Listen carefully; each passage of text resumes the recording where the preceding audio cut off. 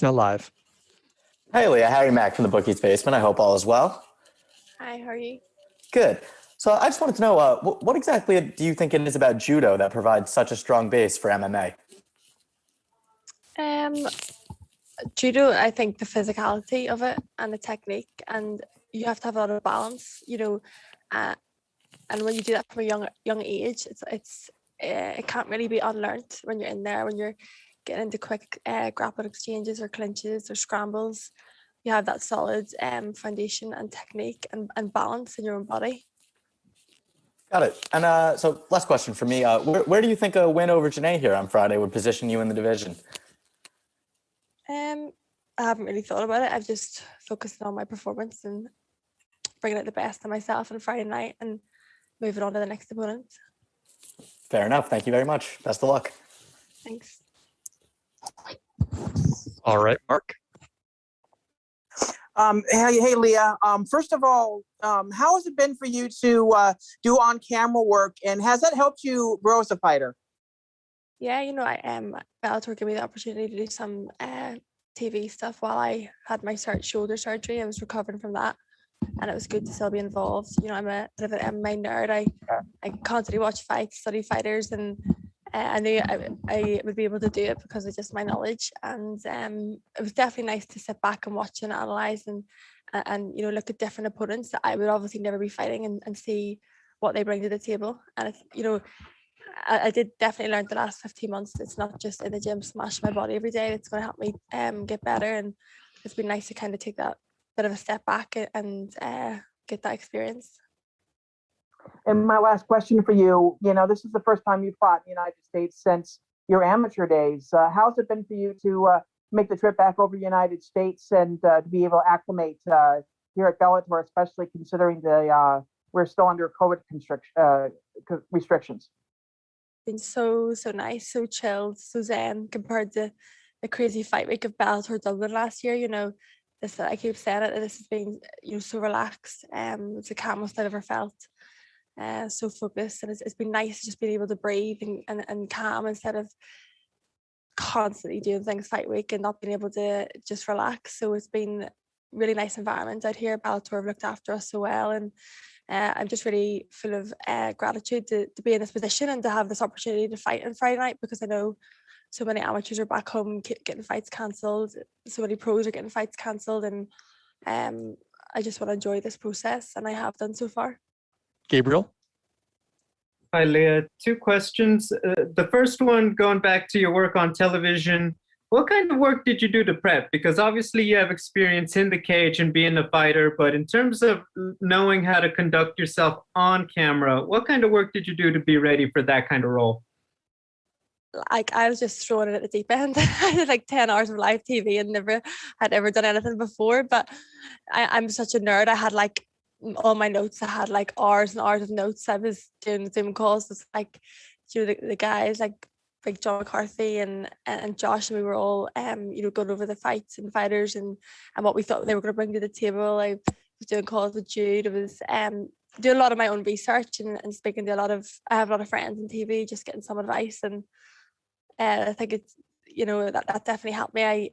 I always am over prepared for anything I do, so that was nice to get that opportunity. And then my second question, looking at the featherweight division, you only have a few fights, but I think a lot of people see this as if Cris Cyborg wins, she's already taken out a lot of the people who would be, hypothetically ahead of you. How do you manage your own expectations? Because it feels like they have you on the fast track, but you've said yourself you're still trying to grow as a pro. Yeah, I've only had, I think I'm like the least experienced in the whole division. I have, only I think it was only 4 fights, and I was headlining an arena in Dublin last year. So it's nice to have that recognition, but it comes down to me and my performance every fight, and I just need to shoot up that level every time I'm fighting. There's a bit of a gap in the division between the experience and the lower rankings and the higher, and for me to get there, I need to jump every fight and get and show so much more and show so much more of my skill level. All right, 1 or 2 more. Dylan? Hey there, Leah. Appreciate you making some time. No worries. I was just curious because I had noticed on the Instagram there you had a bit of a hidden kind of situation in the suitcase there, a nice little card from your daughter, Isabella. I'm wondering how much motivation that gives you heading into this one, because that definitely made me smile seeing that. Oh, I know she breaks my heart, and anybody that asks me about her, I just start crying. But she's my biggest motivation, obviously. Like, you know, I've grown up together. I had her so young, and we were just such a team. You know, I'm out here trying to make her proud and provide a better life for her, and that's why I'm here. Yeah, well, you're definitely doing just that from what I can tell. Appreciate the time. Thank you. Last one here, Jake. Hi, Ali. Are you all right? Hiya, how are you? Yeah, I'm good, thank you. So yeah, as we mentioned before, of course, the last time you did fight in America, it was at the 2016 IMMAF World Championships. If you could go back to IMMAF World Champion Leah McCourt, then what one bit of advice would you give her up to the point now that you've learned during your professional career so far? I would tell her to believe in yourself and to keep persevering no matter what comes in my way. And that's just my mentality for everything now. I just feel like no matter what comes up, I'm going to overcome it. And how special has it been for you then, if you look from, again, that World Championship through to now being a top contender in that featherweight division? How special is it for you to look back and just see just how much you've achieved in so few fights as a professional? It's definitely, you know, I still kind of pinch myself at the opportunities I've been given and the and how fast my career has kind of took off. You know, I lost my professional debut and came back and went on a bit of a run, you know, and it just shows that I always say to people, if you're going through hell, keep going, and no matter what comes up, you can achieve what you want to. And you know, I definitely look back and I can see God's hand in my life in every situation. You know, he opens doors that no man can shut, and I still and I believe that's why, you know, I've really trusted in him with my journey and my path and where my career's going. All right, Leah, thank you very much for the time. Good luck on Friday. Thanks.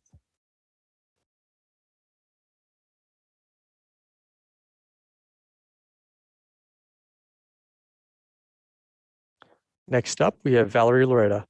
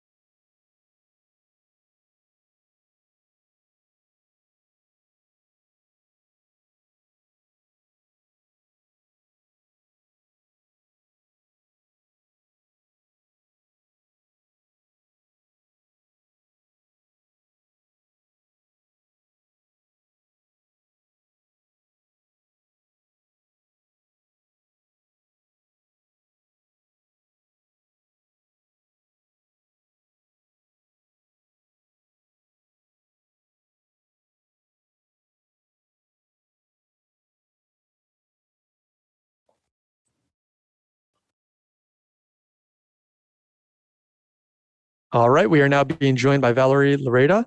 We'll begin with a few questions from the media. Darren, your line is now live. Thank you for having me. Valerie, you are an undefeated fighter, but you're also successful as a model and doing other projects. How do you like to be thought of or described in general? I like to be thought of as an extremely talented, well-rounded woman who likes to fight. Well said. And do you have an accomplishment that you're most proud of so far in your MMA career? An accomplishment I'm so proud of is my debut, because the first time I debuted professionally, the first time I debuted not wearing shin guards, the first time I fought pro ever, I opened a main card for Bellator and I did a first round knockout with a stadium full of fans, and that was the most pressure I've ever had to handle in my life on my debut. But that was definitely the biggest accomplishment I've had so far. Gabriel. Hey, Valerie. Hey. Hi. I was curious, did you see Alejandra Lara on Exatlon, and what did you think of her? And do you agree that she might have made it a little further than both you and George? Honestly, I didn't really watch her at all, but I do know that during that whole season, they had COVID over there and they were sent home and stuff. So it kind of defeated the whole purpose of the show. So really, she didn't have a real experience like me and George did. And my second question, I want to ask you about your teammate, the captain at ATT, Kayla Harrison. I know a lot of people talk about maybe fighting your other teammate, Amanda, somewhere else, but how would you feel about her joining Bellator and the party over there at Featherweight? Kayla honestly is an inspiration to me. She's an Olympic gold medalist. I always wanted to be an Olympian and I never made it there. So looking up to her, she teaches me a lot. And also I had the opportunity to help her for her last camp, and I would kick her and she would throw me on the floor. So just knowing that she taught me the best judo throws and how to defend them makes me feel very prepared for any fight I have coming up. But definitely I would love to see her in Bellator. I think it would be amazing, and I think she's an extremely high level talented fighter, and she's so strong nobody could beat her. Santiago. Hi Valerie, greetings from Amsterdam, and thank you for the time. Hi, thank you. This fight was supposed to be on May 7th, but it got delayed. Joel Romero was also supposed to fight on May 7th, but that also fell apart. Were you bummed out that you couldn't share the card with a legend like Joel? Yeah, I mean, I was never supposed to fight on Yoel's card from the first place. It was a mistake. I was always told May 21st, and that's what I was prepared for. But I am sad Yoel didn't get to debut. I wanted to see him fight for Bellator already, and I want one day for there to be 2 Cuban champions. You are still very young in your career, but a lot of people questioned why you are not on the main card, because you naturally draw people to you. Did you expect it to be on the main card as well? No, I like fighting on the undercard. I like fighting early. I like fighting on YouTube. I like being able to eat after and fly straight home. I know that my performance reaches its audience on its own. I don't need to be on a main card to go viral. My talent and my crazy combinations and kicks will get me the viewers I need. And I'm dominating a whole Latin American market and bringing it to Bellator. Michael. Hey, Valerie, greetings from Puerto Rico. Hope you're doing well. Thank you for your time. I wanted to ask, what would a victory on Bellator 259 on Friday would mean to you and to the whole Cuban community? I mean, this victory would mean a lot to me because my grandfather just passed away at the end of February from COVID. And I want to dedicate this fight to my grandfather and all families who have had loved ones pass away because of the pandemic. I think it's a very strong topic. I didn't know it until it happened to me. So this fight, I have a lot of hurt in my heart, and I'm going to let it go in the cage. And one last question. As a Latino, food is part of our culture. What are the principal challenges you face in terms of weight cuts and having to, go into a strict diet and everything to make this fight? Yeah. I mean, I've been cutting weight since, my dad, before I left, he showed me my credential when I was 6 years old, fighting at a Miami Open, cutting weight to 50 pounds at 6 years old. So I've been cutting weight my whole life since I was 6 years old. And there's pros and cons to it. There's Cons, because you develop eating disorders. There's pros, because you know how to do it. We're nutritionists. We get paid to make weight. Definitely being a Latina, I don't have the same body as any other girl. You know, I gain weight very easily. I lose weight very easily. I know my body better than anyone else. But when I sign that contract, I commit to making a weight. And this is my job. I'm a professional. I'm always going to get it done. Pablo? Okay, hello, Valerie. This is from TMMA Ecuador. And the first thing I want to ask you is, how do you feel having a good friendship with Marina Moroz and Ariane Lipsky? How do you feel training with them? Oh my God, it's an honor. You know, those girls, especially Ariana Lipsky, she is such a sweetheart, so incredible, so talented. She teaches me so much. She learns from me as well. And really the ATT girls we have, it's such a bond, and we are growing together. We're all winning together. And I know I'm 22 years old, I'm a baby, but I'm just so blessed to have those training partners around me to develop my career and be ready for the best of the best. Darnell? Hola, Valerie. Darnell from Miami here with MMA Island. How are you? Hi, from Miami. So you talked to Luke Thomas the other day, and you spoke about starting an eyelash company and a lot of other different things. Do you think you're setting a new standard for women making money outside of just fighting? You know, I believe that I was born to cross over beauty and elegance into mixed martial arts in a way that the world has never seen before. Valerie Loureda was born to do that. I'm going to do it. I'm doing it right now. God willing, I'm going to keep winning, because there's no way that somebody beats me with the amount of hard work and passion I put into what I do. I was born for this, and I was born to be an icon for female mixed martial arts. Jim? Yes, can you hear me okay? Yes, we can. Oh, great. All right. Hey, Jim Barcelona, Miami Herald. Hey, Valerie. Hey, Jim. Hey, where does that take you? Where do you see a victory helping you get to the next step? Yeah, this victory is one more, hopefully, to get to the top and, you know, more experience being a young fighter. But definitely this victory is going to be so happy for me, knowing what I've been through before this fight, and also the dedication I have for it. And what have you learned so far? Even going back to your first fight, what have you learned about yourself? What have you learned about just this whole crazy journey, ups and downs? Number one, I've learned that the intuition I've had in my heart about myself is right. I'm proving myself right. I don't care about anybody else. And apart from that, I've learned that I could go through anything in the world and in my life and still excel in the cage. Thank you so much. All the best. Thank you, Jim. Giancarlo? Hi, Valerie. Hope you're doing well. This is your first fight now since Bellator introduced the rankings, and you see yourself now ranked in the top 10. Just curious, as a fighter, does that put more of an added pressure on you to go out there and perform, knowing that you're ranked inside the top 10 and facing someone who's not ranked? Honestly, it just shows me that people see the potential in me as a fighter, and also gives me more credibility. But at the same time, I block it out because I am a baby still. I deserve a fair chance of experience and opportunity like every other girl that I'm fighting has had. And I'm just going to do the right steps to make it to the belt and be a champion one day. All right, we'll take a couple more here. Mike?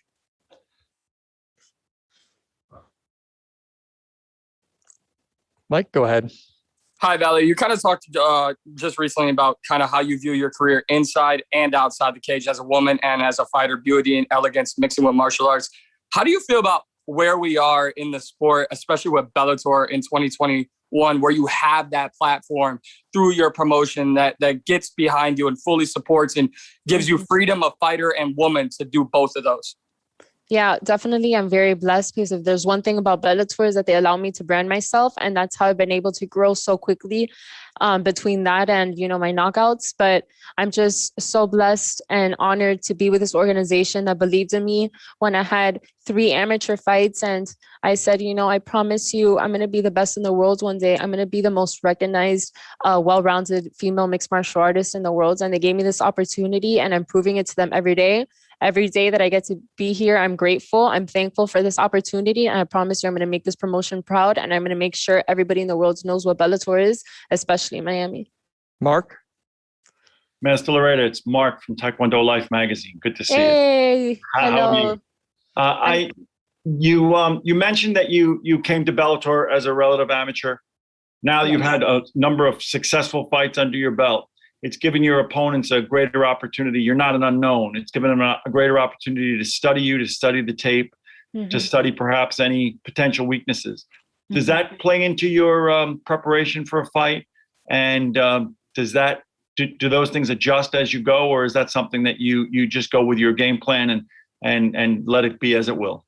Honestly, on my fights, I fight differently. If I were to fight myself tomorrow, I wouldn't know how to fight me because every fight I come out differently. I either turn into a boxer, I come back to my muscle memory of Taekwondo. I could turn into a wrestler. I could do anything, you know? So I think that's what makes it challenging for other girls to fight me. And also I have a muscle memory and repetition of Taekwondo since I was a baby that I don't even think about in the cage. It just comes out like naturally. I love what I do. I've been doing this my whole life. And it's just such an honor to be able to represent Taekwondo beyond master. Thank you. And the Taekwondo world will be watching you in your fight. So good luck. Thank you. All right. Thank you very much for the time, Val. Good luck on Friday. Thank you.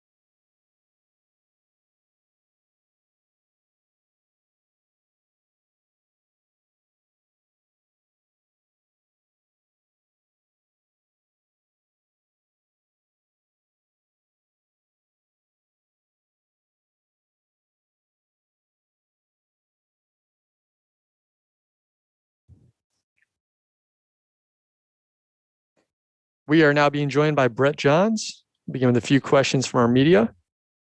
Tony, your line is now live. Hi, Brett. It's Tony Quant here. How are you? Yeah, I'm good, Tony. How's things? Very well, thanks. Very well. All the best. Just wanted to get your opinion on how Fight Week at Bellator has been, obviously coming into a new promotion, and how it compares to some of your previous employers. Yeah, to be honest, it's very similar to sort of like the UFC sort of setup. The production these guys put in behind the scenes is amazing. There's a lot of hard work going on. And all fairness, everybody's been so helpful, you know. And to be honest, it's brilliant, and it's amazing to finally be here, and it's amazing to go through all these promotions. Every single promotion that I fight for, I'm truly grateful for stepping in their cages. But finally, we're with Bellator MMA, and all fairness, I'm stoked to be here. I'm so happy and so excited to show the world. Thank you. Best skills for Friday. Thank you, Tony. Thank you, mate. Max, go ahead. Hi, Brett. I have two quick questions for you. So we can all agree you are a very talented fighter at 4-2 in UFC, and only 2 pro losses against Aljamain Sterling and Pedro Munoz. And You were very vocal to speak about the treatment you deserve, and do you feel you're getting it here in Bellator? Yeah, look, this isn't, in my opinion, the level of competition in this promotion is huge. Like, everybody can look at my CV and see the people that I have fought. You name 2 fighters there, Pedro Munoz and Aljamain Sterling. The guys, the 2 of them are currently in the top 5 in the world. Just felt like at the time it wasn't the right time to fight them fighters. I feel like right now, mentally in a completely different place, that I feel like I'm happier now. And I think people have said, well, what skills have you worked on? Obviously, I work on skills every day, but I've worked on my own personal life, being more happy in what I do. And back in 2018, when them fights took place, I remember going through that period of time, and it was more of a 9-to-5 job and not this passion that I love doing. So, having said that, though, we're making the crossover. Danny Sabatello, tough fighter, 10-1. A former Titan FC world champion such as myself. It's going to be stylistically, we're both very similar. It's going to be a good fight for sure. And the second one for me, do you feel you might be setting the tone for many fighters on a problem that's been more present in everyone's mind recently as the treatment fighters get? Yeah, look, to be honest, like I said, I've been treated very well here. There's no secret that I felt like I wasn't getting paid my worth with the UFC. But now being with Bellator, they agreed with me. I think it's easy to say, I won't get into detail, but people talk about negotiations. There wasn't really negotiations with Bellator. It was straight up, it was a straight handshake off the get-go. And I've been treated very well here. I feel like I'm getting supported by the promotion, and the promotion is going to get its support from me as well as a mixed martial artist underneath this banner. So yeah, I'm happy to be here. I'm treated very well as a fighter. I haven't got any bad things to say about the company, and just excited now to deliver my bit to this promotion. Santiago? Hi, Brett. Greetings from Amsterdam, and thank you for the time. How did your camp go at Shore MMA, and was it easy for you to set up a camp in Wales with everything going on in the world right now? Yeah, it's an amazing question. Obviously, as everybody knows, everywhere around the world right now can be quite different when it comes to rules. Back in the UK, when this initial lockdown took place, the first one last year, it was very difficult to work around. Then having the Fight Island fight, got through that, and then obviously in October signed with Bellator. Wanted to get a fight straight away in the November, because I was preparing for a fight previously anyway, and then all the situation with COVID come around. But the good thing with me is I always take sort of Christmas period off. But when I hit January, I've usually got a fight by March. So by the 4th of January, I started training for this, you can call it fight camp.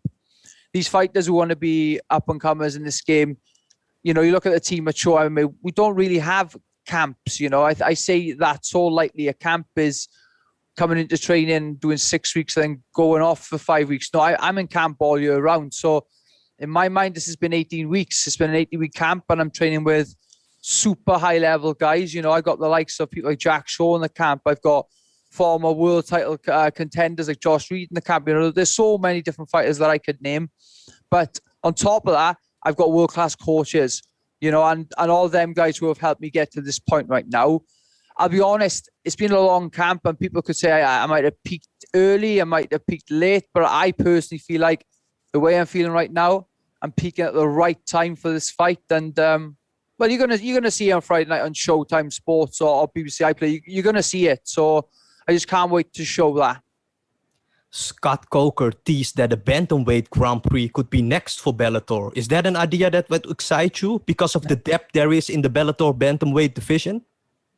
Hey, look, $1 million sounds appealing to me. So I don't mind if they want to do it. Like Scott Coker, let's get it done. I get a win on Friday. You can chuck me straight in that tournament. I got no problem with putting my name down. I'd like to buy a few fast cars and enjoy myself. So yeah, put me in that tournament for sure. Mike? Hey, Brett, you kind of mentioned, now that you're happier with your personal life. And I'm just curious, and you just now answered your, kind of your camp and how you take time off. This is almost a year layoff, but as you previously answered, it's not a normal year off. So I'm just curious, what did you do during this time away that made you happier personally? And obviously you've mentioned Bellator, but how have you kind of brought this all together to prepare for Friday night? So basically, we'll go back to 2018 after the Pedro Munoz fight. I had a bit of a bad loss. I lost against one of the best fighters in the world, but I did lose. I managed to take some time off after that because of injuries, and then got through to 2019, was trying to book fights, and then they didn't work out. And then I got injured again. So like that period from 2018 to 2019 was very, very tough, and it was difficult. I think I hit 2019 April. I was a stupid amount of weight over what I should be. And then got through the Tony Gravely fight, and then I decided to change camps up. So joining Show MMA has kind of rekindled that fire with me, where I'm turning up to the gym. I'm laughing before I go on the mat. I'm laughing after I come off the mat. I have bad sessions. I have good sessions, but I'm always smiling going home. And I felt like I missed that in everyday life. I joined this sport because I love doing this sport. And, I back in the day where I used to sleep in the gym because I couldn't afford a bus fare home. All that isn't artificial. That's all legit things that actually did happen. And I stayed in that sport because I loved it. And I felt like back in 2018, the beginning of 2018, I lost that. It's very sad to say, really. But since joining a new team and a team of fighters who think similar to me, who train similar to me, who eat similar to me, who fight similar to me, it kind of rekindled that fire. So yeah, I'd say since joining up with SMMA and obviously doing my own thing with my own brand, where I want to open my own gym and be a coach as well with my brother, who has been a massive part in my life. He's been a huge part in my life. It's looking good, and I feel like a quote that one of my best friends and one of my training partners, Scott Pedersen, says, he says, a happy fighter is a dangerous fighter. And right now, I'm pretty happy. Jake? You've just mentioned Scott there, Brett. I was just about to bring him up. Of course, you and Jack are certainly leading the way at SMMA. You're coming up to 9 years as a professional athlete. How nice is it for you now to be able to almost give back to these young guys that are now coming up through the ranks, the likes of Urban Elliott, the likes of Scott Pedersen, and be able to pour your knowledge off onto them? Yeah, like I said this previously, I'm 29 years old, but I like to think I've got a veteran mindset on a pair of young shoulders. I still feel like I haven't really hit my prime yet. I have had 19 professional fights. This is number 20. And having these guys who I don't see them underneath me. I see them equal to me, these boys. They're amazing training partners to have, and they make the job for me that much more easier.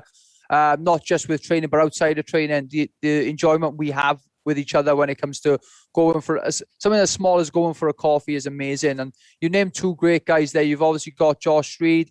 You got up and comers then. So you got two ends of the scales. You got like Josh Reed, who's fought for that Cage Warriors world title. You got Levi Bass, who's coming through the ranks as he's going to be a superstar. And obviously you got Jack Shaw, who is making some big waves in the UFC. But to give this knowledge back to them, I had nobody when I was growing up in the sport to kind of ask questions and try and sort them out. This has been done through me. And it's nice to give back. I want to open my own gym and give back to the community and give back to the fighters. And hopefully I can do my own team one day after my time with MMA is done. It's very much a last minute change an opponent for you as well. I know some athletes train specifically for an opponent. Others train more and concentrate on themselves and how they can develop and what they can do in a fight. How does this opponent change at such almost at the 11th hour affect you? Or is that something that you're not too fussy about? And as long as you go in there and perform the way you know you can, you could be facing anyone. Yeah, look, that's been obviously quite a common theme question the last few days, and to be honest, that yes, you could say I've taken this fight, but all fairness, Danny's taken this fight in 8 days' notice as well. But yeah, you're right though. There is a stylistically change up in opponents. You got Mateus Matos, who's a Brazilian striker. Then you have Danny Sabatero, who's a good wrestler. Yes, he's got good stand up as well. But what I'm saying is he favors the wrestling game. Yeah, but then again, though, this training camp we've just done, it's not a specific game plan thing. We work on all skills. That's what we do. I have a team of coaches with me who work very hard on working on every single area. So, look, I said to Ashley, my brother, before coming out, I said, look, potentially we think of all plans. We think of everything in our heads. We thought, what happens if Matos pulls out? And I actually said that if Pettis stepped in, we'd be ready and we'd be prepared. So I've got to eat my words now. And like I said, I'm prepared. I'm ready to go. And Danny Sabatello's next. Tom? Hey, Brett, Joachim Bauer. You'll always have the legacy of being the first Welshman. You joined the UFC as a fellow Welshman. It's great seeing you representing Wales and Welsh MMA on the world stage again. How are you feeling about your Bellator debut? And, like I said, representing Welsh MMA once again. Yn gyntaf, diolch yn fawr. Diolch am yr cwestiynau. Thank you for the questions. Yeah, look, being a Welshman in this here in this promotion, obviously we got the likes of Liu Long. We've had previous fighters fighting for Bellator as well. And yeah, like I said, it's an amazing time, and I feel like I am creating waves. I've created sort of that, you can call it a fighter's CV. But look, my plan of attack really is to get through this fight on Friday night, get a win, and then look forward to doing something else. There's no secret what I want to do with the Bellator brand. And what I would like to do is obviously, we've had major promotions come to the British Isles. So we've had major promotions being fought in Belfast, being fought in Ireland, being fought in Scotland, being fought in England. But we've never had that major promotion in Wales. We have fighters to do the job. We're just waiting on that promotion to take that leap of faith for us guys. And I see that being the likes of myself, Liu Long, Bobby Pallet. There's loads of different Welsh guys, and also guys who are around that area who will be able to fight for this promotion as well. But to be the guy to lead that way, and to be the guy to be the main character of that story, would be absolutely fantastic for me and the Welsh nation. Diolch yn fawr, Brett. Cymru am byth. Best of luck. Diolch yn fawr. Cymru am byth. Harry? Hey, Brett. Harry Mack from the Bookie's Basement. Hope you're doing well. How you doing? Thank you for having me. Good, thank you. So we touched on it earlier a little bit with a possible bantamweight Grand Prix coming up, but we've seen a lot of Bellator's bantamweight division in action here over the last few weeks. So I just kind of wanted to know, so far with what you've seen, how do you feel like you stack up? Yeah, man, it's a stacked division. Obviously, Pettis getting the nod a few weeks back was look, at the end of the day, I rate Juan Archuleta, I rate Sergio Pettis. My personal opinion of that fight was I thought that Juan was gonna take the nod, but he didn't. It just shows the improvement and the level of Sergio and how he has improved in the mixed martial arts game, and as well as coming up as well. So you can see that Sergio is the guy with the target on his back now. There's a handful of fighters in this division though you got to watch out for, and to name a few, you got Darrion Caldwell and Leandro Higo who are fighting on Friday night, as well as myself. A guy that I've been watching loads of and I enjoy watching and is a threat to this division, in my opinion, is Magomedov. That's potentially a fight that could happen down the line. But there's loads of different fighters. I could be here all night saying everybody's CV, but how I stack up with these guys, I have fought the best guys in the world.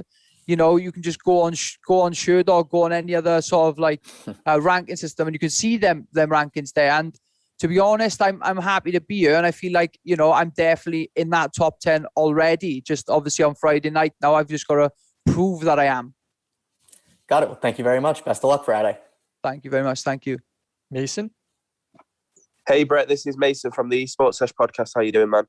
How things, Mason? You okay? I can't complain, man. Obviously, before you signed with Bellator, I'm sure you had multiple offers from various promotions. What made Bellator stand out to yourself and to sign with them?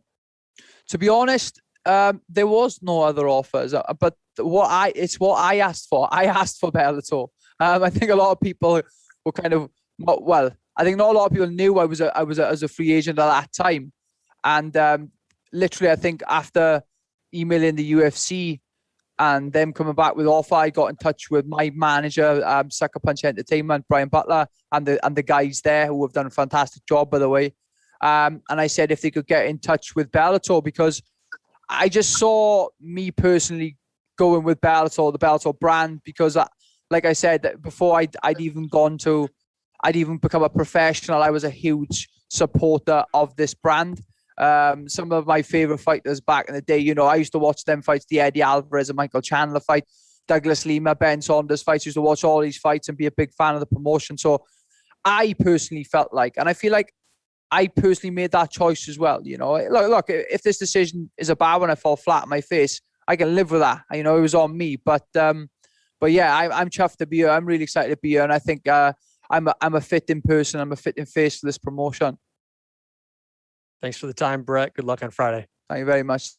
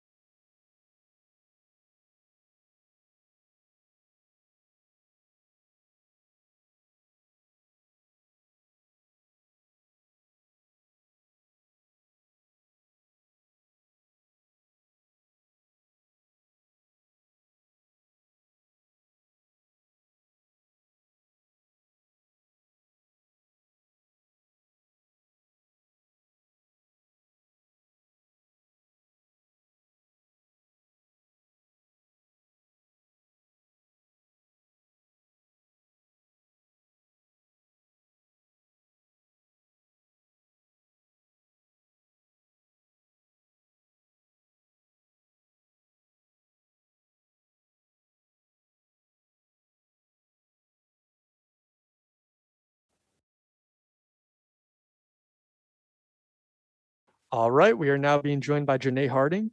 We'll begin with a few questions from our media. Gabriel, your line is now live. Hello, Janay. Hey, how are you? Doing well, thank you. My first question, I asked Leah this, and I'd like to ask you this. You're obviously still young in your career and building experience, but when you look at that featherweight title picture in Bellator, it feels like both you and her could be on that fast track to that title fight. How do you manage your own expectations for your career, knowing how the division is kind of playing out lately? I think it's just understanding in the back of your mind that that's always a possibility, that the title shot could literally be around the corner when you look at the likes of, say, like Olga Rubin or certain people that, you know, like the two title holders that we've had have both sort of run through the division quite quickly. So you sort of expect that they start dipping into outside of the top 5. For that reason, I always sort of just concentrate on the fight in front of me first and foremost, make sure that's my priority. And then of course, just understand at the end of the day, like after this fight, it may be the call up or it may be 1 or 2 fights off or et cetera, et cetera. I've been expecting that for like my last 3 fights, I think.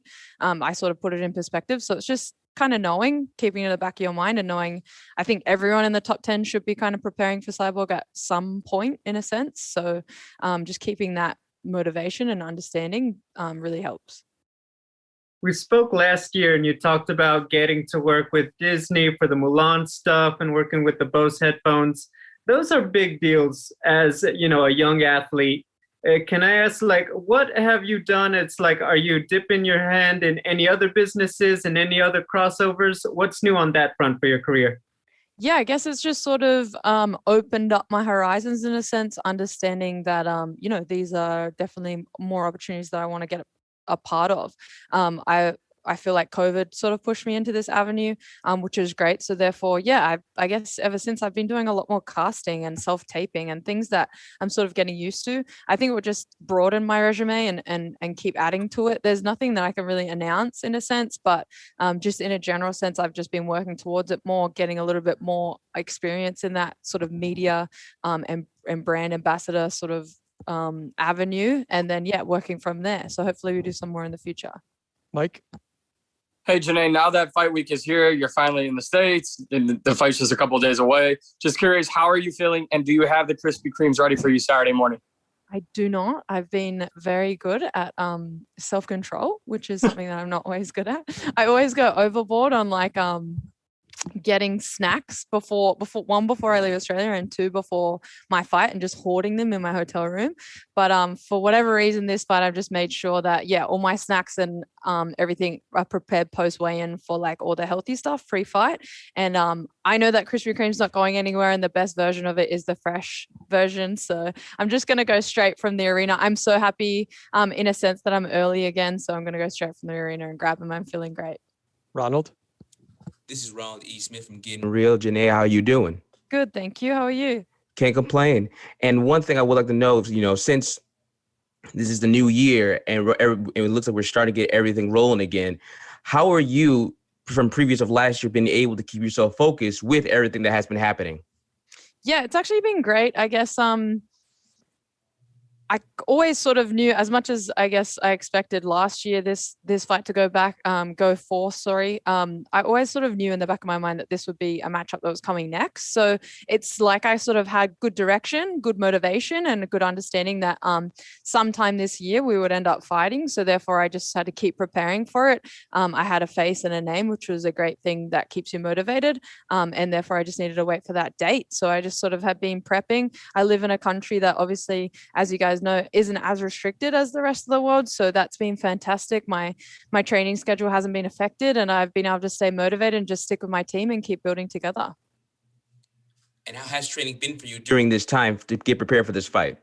Yeah, fantastic. Honestly, from like, I guess, everyday training to camp, it didn't really change that much. It just was like the intensity of the sessions, but the schedule itself stayed the same. So I was very, I guess, used to the schedule. I'm very lucky that all my coaches are very invested in me specifically, which has been phenomenal. And they all kind of work together, which is just one of those things that, I don't know, pays dividends in a sense when you know that, your strength and conditioning coach is speaking to your head MMA coach, which knows your boxing coach in a sense like that. So everything sort of worked out really well. I've had consistent training partners. The whole team has been motivated because back in Australia, all our fights have pretty much started back up. And because of that, it's been very active for our entire team. So everyone's been in a good headspace, good vibes. So all in all, this camp's been awesome.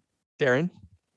Thanks for having me. Janay, besides asking you how you're doing, the first question is, who or what was it that first got you into MMA? Thank you. And I'm doing very well. I would say it wasn't necessarily somebody. It was definitely more what. I started in karate. I really loved martial arts. I tried every sport under the sun, being an only child and just trying to stay active as a kid. And then I guess transitioning from karate and getting a little bit bored of it, I found MMA kind of by chance almost before I really understood the sport itself. And then slowly and progressively over time, I really fell in love with it. After I finished school, I was like, you know what, this is what I want to do. And after my first fight and how well it went, I was like, yep, this is everything that I want and everything that makes me happy. And therefore I've sort of sacrificed a lot to get here, but it's all worked out, which is great. And I usually hear that the BPM, the beats per minute, is the most important part of the music you're training to. But when you have control of the radio or the stereo at the gym, what do you like to put on to train to? This is like something that I am like, I will walk into sparring day and the first thing I will say is give me the aux, like let me take over the music kind of vibe. It's more just vibes. It's not necessarily one genre as per se. I have a lot of playlists sort of on my Spotify and stuff that I sort of cycle through depending on what I'm feeling, but it's all about vibes. It's not like heavy aggressive or whatever like it may be. It's just about songs that make me feel good, songs that I relate good memories to, all that sort of stuff. Good vibes only. Dylan? Hey there, Janay. Appreciate you making some time. Thank you.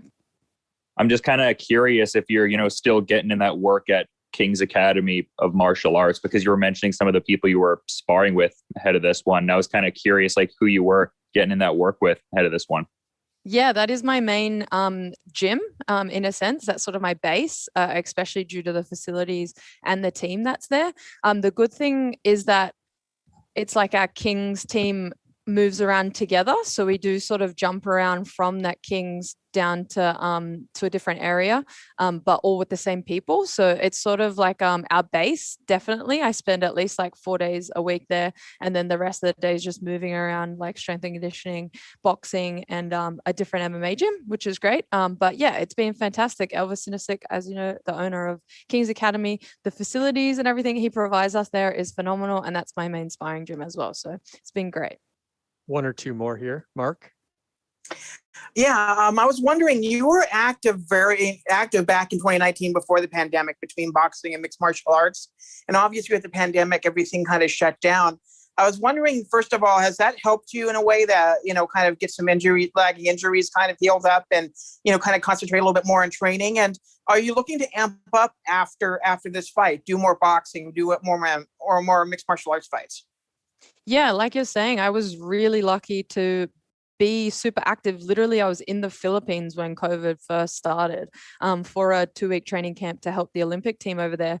So like from the get-go, like till the very end, I was really active. And then I guess everything halted. It gave me a little bit of time to rest and take a little bit of time away from the gym because they were closed for a little bit there, which really helped, I think, not only my injuries, but my relationship with food, I guess less cutting weight, all these sort of things that obviously factor into your health and well-being. It gave me a little bit more quality of life and it kind of ramped me up ready to get back into it as soon as everything started again.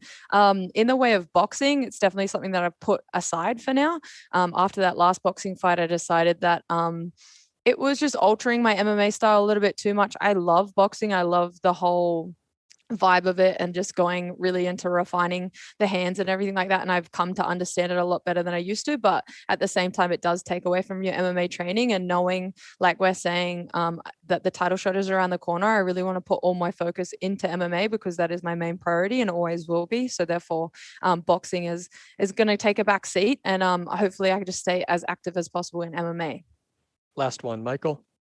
Hey, Jenny, hope you're doing well. My first question is, we've heard the good sides of the pandemic and how does that affected your career, but what are the principal struggles you face, training and preparing for this fight in the middle of a pandemic with everyone wearing like a mask, gyms got closed, like what are the principal struggles you face? Yeah, it definitely initially in Australia, we had those setbacks and closed gyms and stuff. It changed my schedule. Couldn't be as active as I wanted to be and what I was used to training 2-3 times a day. That really got stripped back. But I guess we were really lucky that we never really had to do the mask thing that much in Australia. So the biggest issue for me has been that international travel, just the unknown factor of it. Constantly like canceling flights and stuff. For that last fight, we had like a few different routes because they were just constantly getting canceled because obviously they weren't filling up. So it's just obviously being in Australia and fighting for a promotion like Bellator that's solely generally based in the US and now obviously based here because of COVID. That was a really hard thing for me and not sort of knowing how the quarantine and stuff was going to work, all these things. Those have been the biggest setbacks. But all in all, I've been very, very blessed to live in Australia and kind of not be affected by the other restrictions. And my last question, how you been managing the fact that your family is many miles away from you, and Australia, you're in the US? Does that affect your concentration for your fight on Friday? Not at all. Like, I love my family and obviously I miss them.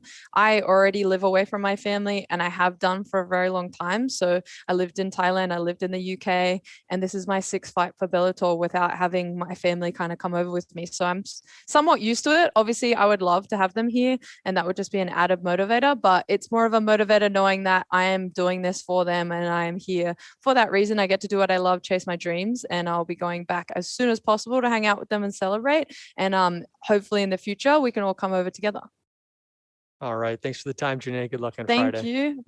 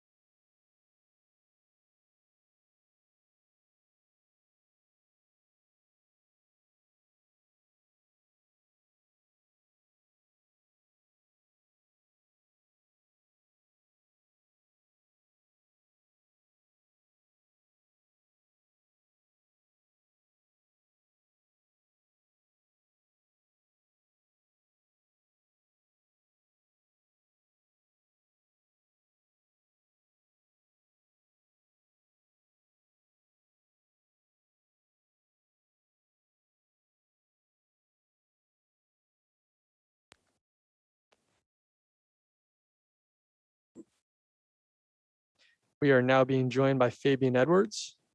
Once again, we're going to begin with a few questions from the media. Mike, your line is now live. Hi, Fabian. I'm just curious. I know your brother thinks the world of you. Obviously, I think you think the world of your brother, and you guys training for these high-level fights, within, the same time period. What was that like for you, especially given what this past year with COVID and the pandemic was like for you and him? It was good. There's no one better to train with than my brother. He's number 3 ranked in the world. He's been up against former champion and all the top level guys. So to have that person to lean on and train, you can't act better, right? So yeah, it was great. Tony? Hi, Fabian. Hope you're well. How you doing, mate? You all right? Yeah, I'm very well, thanks. Yeah, I mean, just following up on that call, obviously you were supposed to watch your brother fight this past weekend. That didn't go down. Is the plan to still stay in the States after your fight, to stay out with your brother? I don't know, because I got kids, you know what I mean? So I don't know if the kid's mom will allow that. So I don't know. I'm looking to go back home after this, celebrate my win. And then and I just want to sorry. Yeah, no, it's all right. It's all right. Yeah, no, I was just gonna mention, obviously in your last fight it didn't go your way. I just wondered what you actually took out of losing. I often say that, you learn the most in defeat. So I just wanted to get your thoughts on that being your first professional loss on your career. I just felt like I was just being too comfortable in there. I wasn't really going out there and putting big shots on him. So I think that was my first loss after like 6.5 years of fighting. So I think I just got too comfortable, and I won't be making that mistake again. I'll be going out and I'll be putting pressure from the start. What's going on, Fabian? This is Mason from the Esports Sesh podcast. How you doing, mate? Yes, mate. How you doing? You all right? I can't complain. From one Englishman to another, how does it feel to be representing the UK over in Bellator? It feels great. I think I'm the only one on the card, so feels good. You know, I got a big fight on this card, and I believe I got a big finish. So it feels great to be on here representing. And last thing from me, obviously, I've seen a few comments joking about, obviously, a lot of haters as such only class you as Leon Edwards' brother, which is completely, utterly ridiculous because obviously you're a hugely talented fighter. But what do you say to those guys that only class you as Leon's brother? Because obviously you're out there making your own legacy as we speak. Mate, they can keep calling me his brother. You know what I mean? I've came to this sport and I produce great finishes on my own. So it is what it is. You know, I just see those as casuals that's trying to play this game, but that's nothing to me. To be called Leon Edwards' brother is an honor. So I don't really mind. Can carry on. Jake. Hi, Fabian. Jake from Fight and Talk. You all right? I do. Yeah, good. You've been on an absolute tear since, of course, Lee Chadwick back in Newcastle all those years ago when Bellator Europe started. Of course, you had a slight slip up there against Costello. Yeah. How much are you looking forward to coming out in, I guess, righting maybe the wrongs, putting that pressure on, and coming out with a massive performance for these new US fans? There's no, I got a chip on my shoulder. You know what I mean? I'm that guy, man. Suffering my first loss of my career. I'm pissed. I'm not going to lie, you know, so I'm going to go out there. I'm going to put pressure on him. I'm going to show my intention from the get-go. This guy believes that he's gonna go. I read a comment somewhere, he's going to come in and mess my face up. Not a chance going to happen. So reading those comments from him and suffering my first loss, it just lit that fire in my stomach. So I'm going to go out there. I'm going to beat him up bad. What sort of fight are you expecting from Austin in this one? I just think he's going to be shooting for his life, if I'm honest. You know what I mean? Like, the pressure that I'm going to put on him, he's going to be panicking and shooting for his life. So let's see. I don't expect anything different from what I've seen. Steven? So following up on that, Fabian, what do you think about that matchup, that stylistic matchup after your loss to Costello? With this guy, Austin. Yeah, I mean, he's a guy who's not completely uncomfortable striking on his feet, but in his past, like when he's encountered trouble on the feet, he pretty much reversed to wrestling.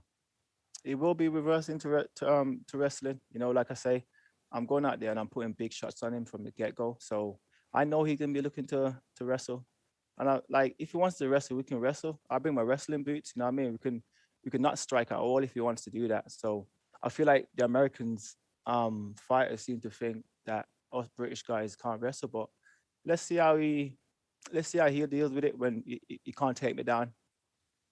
But I guess that's why I'm asking about what you think of the stylistic matchup coming off of that loss, because obviously you can wrestle. You're a complete mixed martial artist, yeah. But coming off of a loss, they're giving you a guy who maybe doesn't give you the best opportunity to showcase your skills.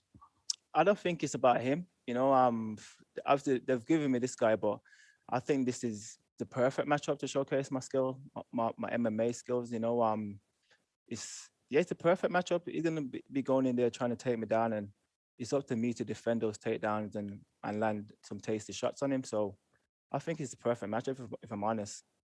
Tom? Hey, Fabian, thanks for talking to us, mate, at MMA UK.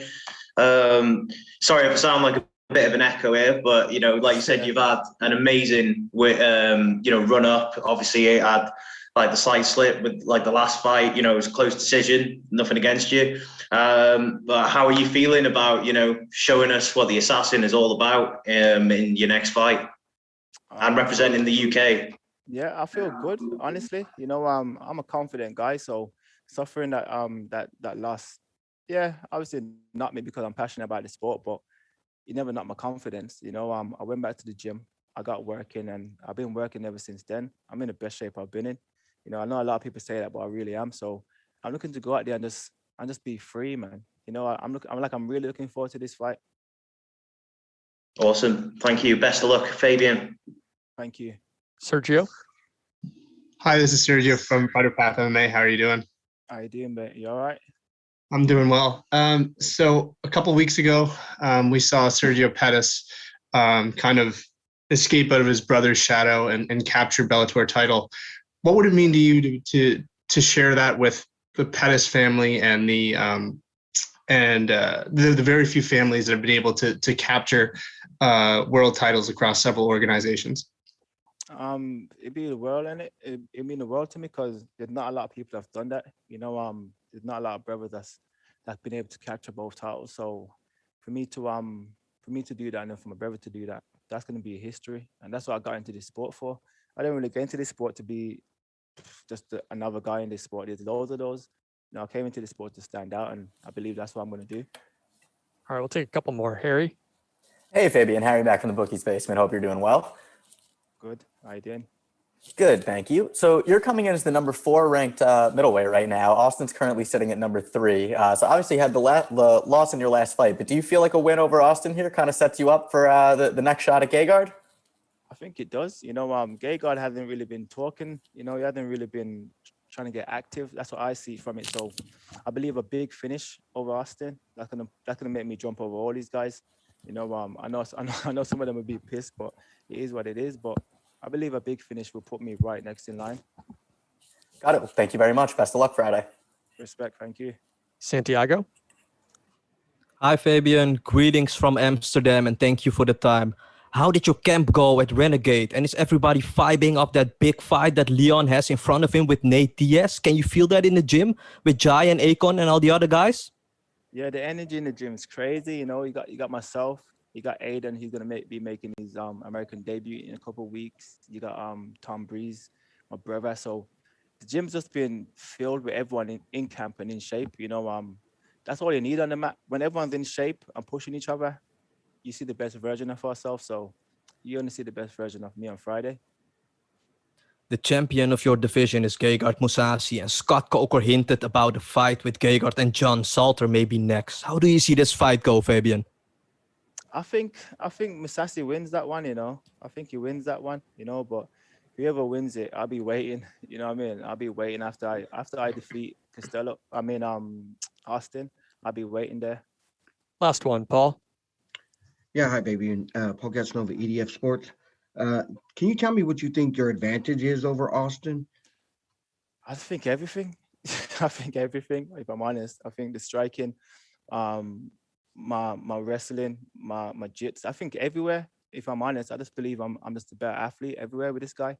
I know a lot of people talk about his wrestling and stuff like that, but the opponent that he's faced, I've never offered anything. And that's it. I'm just better everywhere. All right. Thanks for the time, Fabian. Good luck this week. Yeah, respect, boys. Thank you.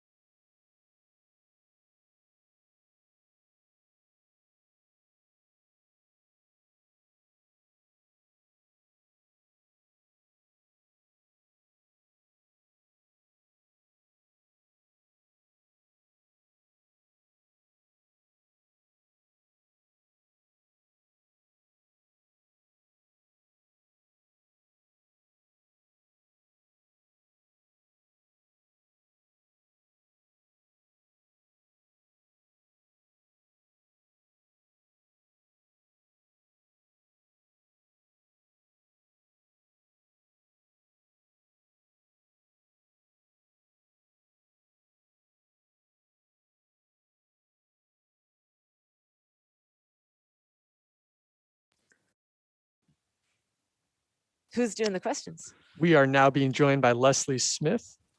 Once again, I'll begin with a few questions from the media. Stephen, your line is now live. Hey, Leslie. I'm wondering how your perspective on the fight game has changed since you started studying labor in school. Hey, Stephen. Well, I feel like I have a lot better understanding of the tactical aspects of it that I didn't really have the patience to bother with before. Especially because of my own experience in trying to organize a union, I have a much better appreciation for the fact that things need to be finessed quite a bit, and that just because something is a great idea, it doesn't mean that the time is right for it. And sometimes you got to set stuff up a little bit more. And I feel like that's something that I do in my fighting a whole lot better. I used to come in and I'd be like, I got this great idea, let's do a 1-2. And, I would just do the 1-2, but sometimes that was just power running into power. And, just like the labor stuff, the union stuff, like, yeah, it is always a great idea for the workers to come together and to utilize their collective power. But sometimes you got to finesse stuff. There's some politics in there. There's some people who don't want to stand with these people. And then there's some other people who aren't even going to trust standing with everybody else. So the opportunities have to be created. And that's something that has definitely made me a better fighter, is understanding that I need to create opportunities, not just throw it all out there. Does that apply to this fight in terms of a little bit more finesse as opposed to meeting power for power against Cyborg? Absolutely. 100%. I mean, before, my fighting mentality was, I don't care if I get hit as long as I get to hit them back, I just had so much fun throwing punches that they weren't even always accurate. I was just like, whoa, look at me, I'm doing it. And, it's more important to do it well than it is just to do it. Mike? Hi, Leslie. I'm just curious how everything you've done outside of the cage, especially with the year we had during COVID and the social injustices going on, and going into something of a rematch with Cris Cyborg, and how bringing the real world and now the platform that you'll have, come Friday night before, during, and after the fight to speak on behalf of so many people that you really stood for in the past year. How has this kind of helped you prepare for this rematch? Gosh, that is so much in that question. Well, the first thing that I got to say is I don't speak for anybody else. I don't feel like I'm in a position where I'm entitled to speak for anybody else. I can only speak on what I see and what I think and what I believe. And, if there's people who agree with me, then I'm very grateful to them for speaking up and backing me up on those things. But, as far as like what's going on in the world and how is it affecting me in this fight? Well, especially right now, I feel like the biggest thing that's going on is the conflict in Gaza with the Palestinians and the Israelis. And, that's not a subject that I'm super well versed on. There's so many years of history going back on it. And as someone who isn't highly educated on all the aspects of that, I'm not going to speak vehemently about it, but I can speak vehemently about the fact that people can't be killing other people. They can't be killing kids. Like, it's not right. I don't think that the U.S. should be supporting the destruction of children who literally have no other place to go, who are not free to leave. I have Jewish heritage. My family came from Poland, and they were Jewish.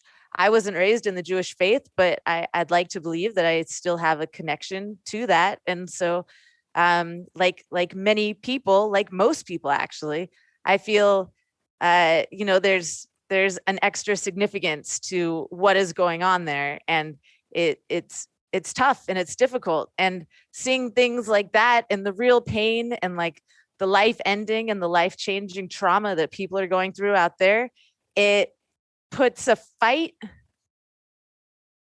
it takes away, it's hard for me to walk around and be like, I'm the most important special person, which is in the past what I would have thought I would have done when I was going to be having this main event on Showtime. I would have thought that I would be walking around like I'm the fucking queen, right? But there's more important things going on. So I'm excited for this opportunity to do my best and to do what I want to do and to fight and to bring home this belt and to bring home the win. But I know that there's other people out there who are going through a lot more important things than getting in a cage and fighting for a belt. Gabriel? Hi, Leslie. My question, you've been in the cage with Cyborg before. Everyone always seems to build up, oh, she's this strong, she's this powerful and all that. How much does that experience of actually having been in there help you to clear out a lot of that extra noise that just always seems to come with fighting her? Oh, well, first off, I stopped talking to everybody who's like, whoa, you're going to fight Cyborg. Like, yeah, dude. Yeah. Not going to have this conversation with you again. Fighting is all about like your mind and what you bring in. Yeah, being strong and being physically prepared is super important, but I've done all the physical preparation and I've done all the mental preparation, and experience is definitely the very best teacher. And so I know what I did last time that didn't work, and I know what I need to do this time in order to make it work. Stephen? So I have a follow-up, Leslie.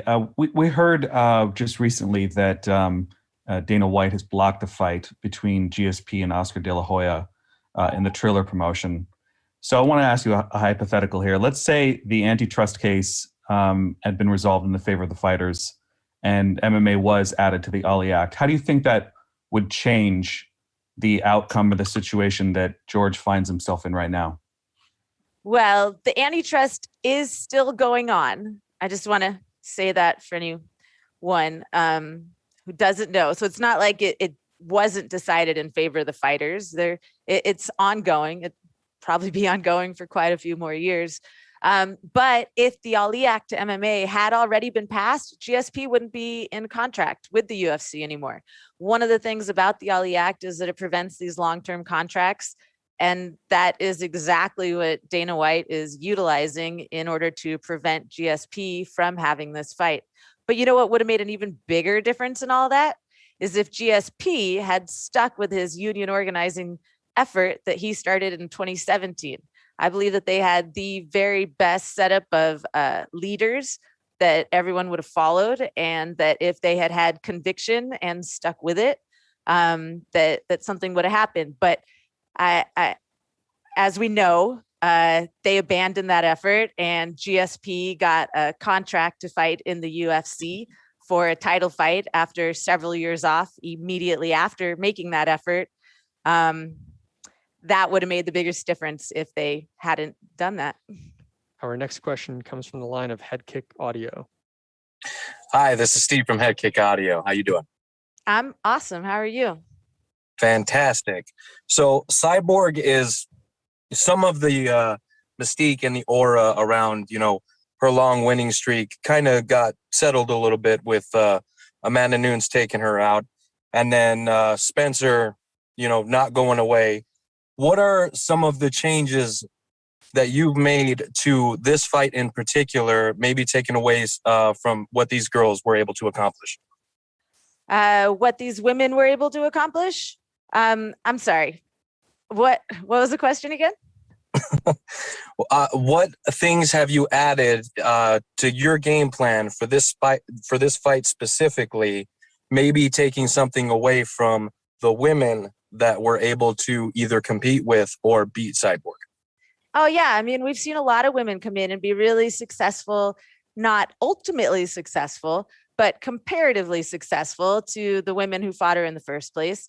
Felicia Spencer, she did a good job. I think she cut her up. Nunes, yeah, she knocked her out. It was funny. I was doing an interview with Dean Thomas earlier today. Congratulations to him on his analyst contract.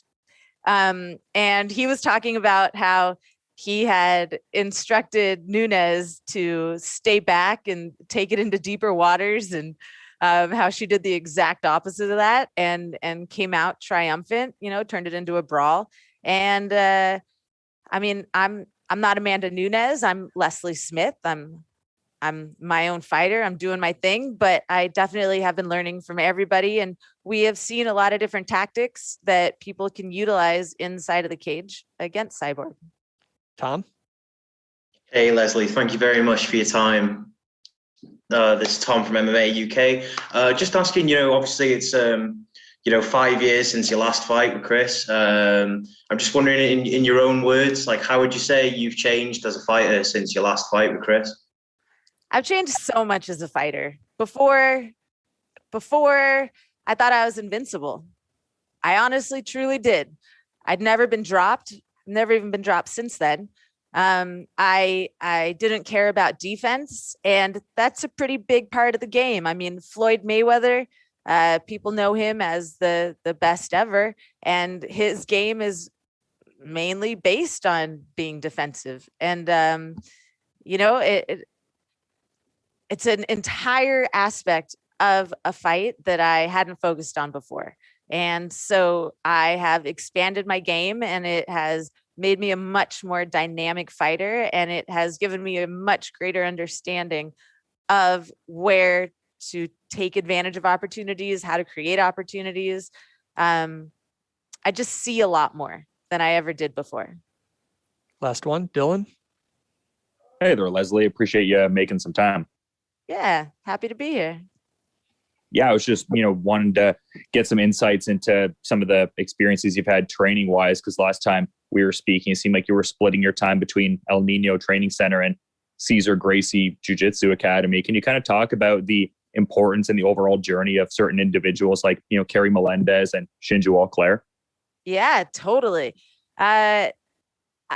Something that I should have mentioned, as people have been asking me about what happened to change my game, to evolve my game, is training with Kerry Melendez and Shinju Auclair.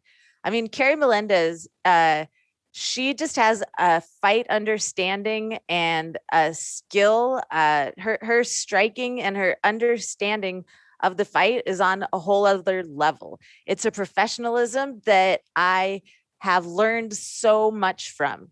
And it's a professionalism not just in the way that she fights, but also in the way that she conducts herself in day-to-day training activities, and like the respect that she commands from people. I spent a long time really feeling like an outsider. I got to this team, I got to Cesar Gracie's, and I started cleaning the mats in order to get to be on the team. And I got Cesar to be my manager in the very first place, just by going off and fighting and then being like, here's some money. So I wasn't, I've never been really highly celebrated inside the gym.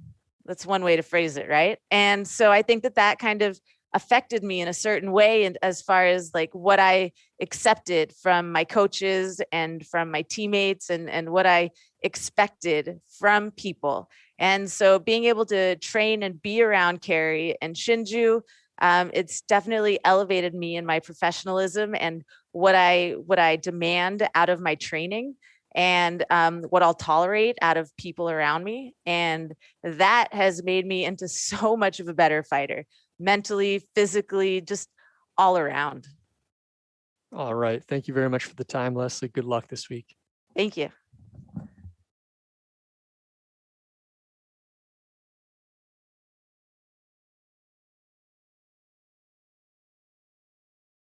Next up, we have Leandro Higo.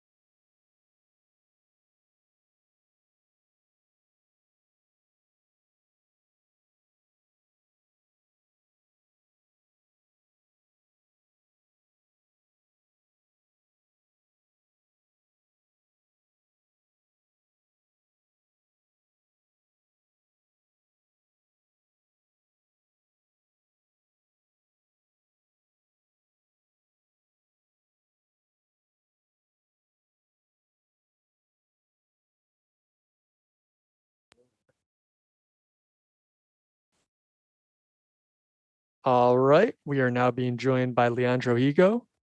Once again, we'll begin with a few questions from our media. If you have a question for Leandro, please press the raise hand button. Dylan, your line is now live. Hey there. Appreciate you guys making some time. I'm just kind of curious here because, you know, we're heading into a very high stakes fight in the bantamweight division that also happens to be a rematch, and the first fight being a few years back now. I'm kind of wondering the biggest differences between the Leandro Higo that fought Caldwell the first time versus where he's at now. Hi guys. A diferença é enorme, né? Tá vendo aí pelos resultados que estão vindo. 3 anos atrás eu era um atleta, hoje em dia sou outro, né? À toa que agora é o Walter Rigo, novo eu. E estou muito motivado com essa revanche. Sempre é bom a revanche, dar uma pimentada a mais na comida e tô muito motivado para isso. I'm a totally different Leandro alter ego, you know. 3 years ago, I was a completely different fighter, a completely different person, and now I am a more complete fighter, not only inside the cage but outside the cage, physically and mentally, and as a person, and I will display that in this next fight. Awesome. Thanks for the time, guys. Max. Hi, Leandro. Hi, Eric. So you're on a winning streak, and not so long ago you lost against Caldwell. As they say, if you're a fighter, you want to get that one back. How did you manage to get a rematch a couple of fights later against Darrion?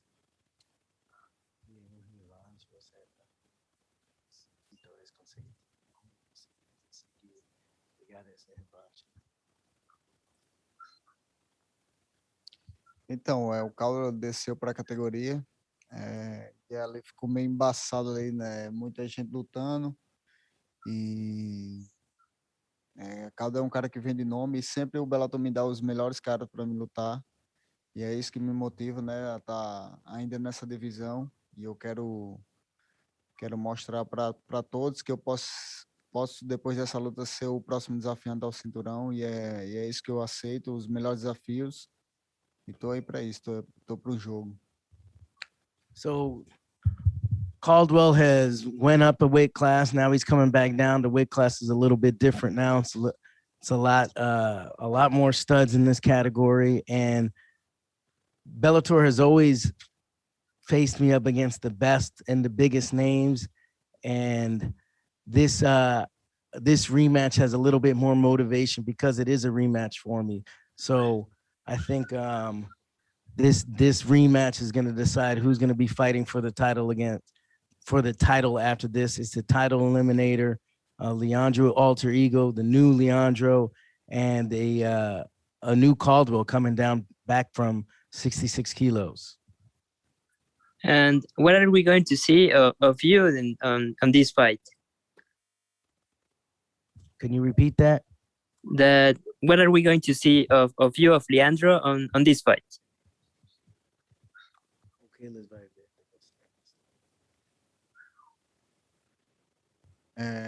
As 2 últimas lutas sempre estou trazendo algo novo e dessa vez não vai ser diferente. Vou trazer um Leandro bem mais melhorado do que a luta com bandejas.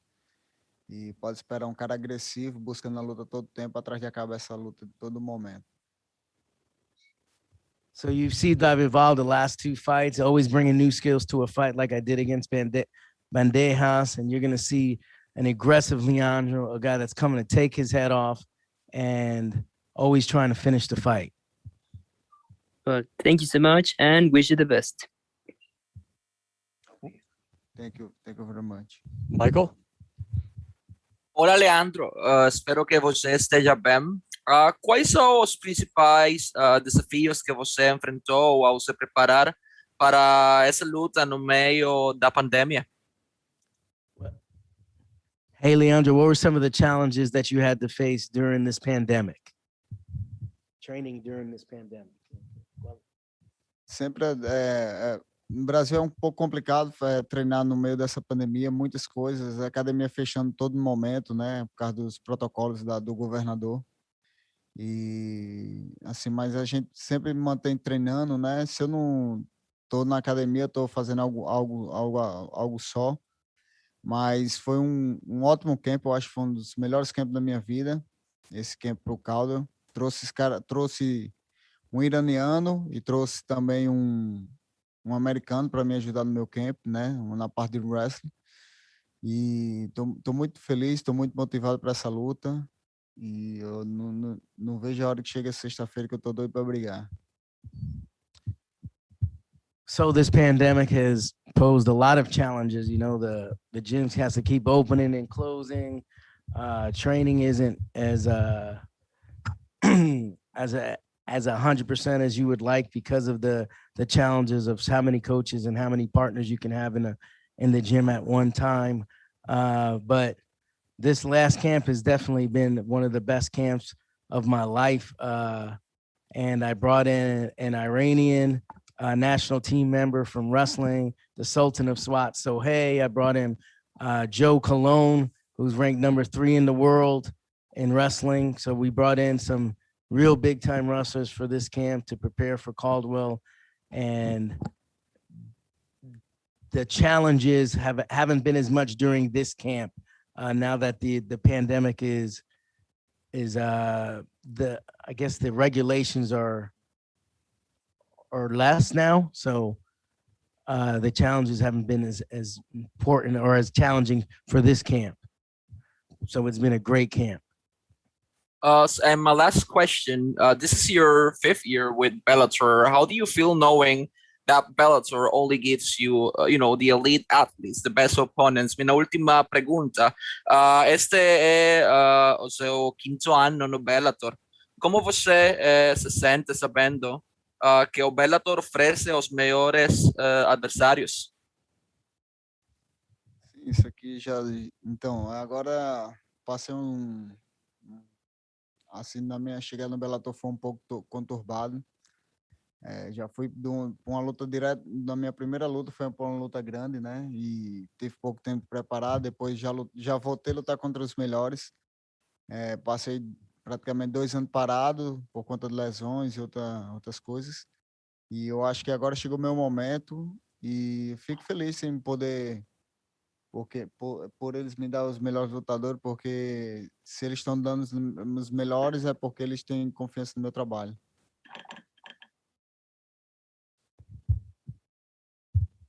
Yes, since day one, I've been offered the biggest and best names. My first fight in here was for a world title. My 3rd fight was for a world title. So I've been offered the biggest names in this organization. I had almost 2 years off because of injuries and whatnot.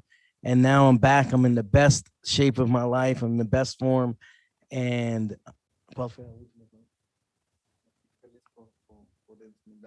yes, and I'm real happy that I'm always getting offered these big names. That means they're confident in my abilities as a fighter. Bellator is that they're giving me the biggest names in the game. That's what I want, and that's what they've been giving me. Tony? First up, Eric, that's a hell of an outfit. Oh, thank you. Shout out to Philip Klein. Excellent. And thanks for your time, both. Leandro, my question is, obviously with Bellator, we've seen a lot of tournament formats across divisions. Following this fight, would you be open to taking part in a bantamweight tournament? Should that be the best route to a title shot?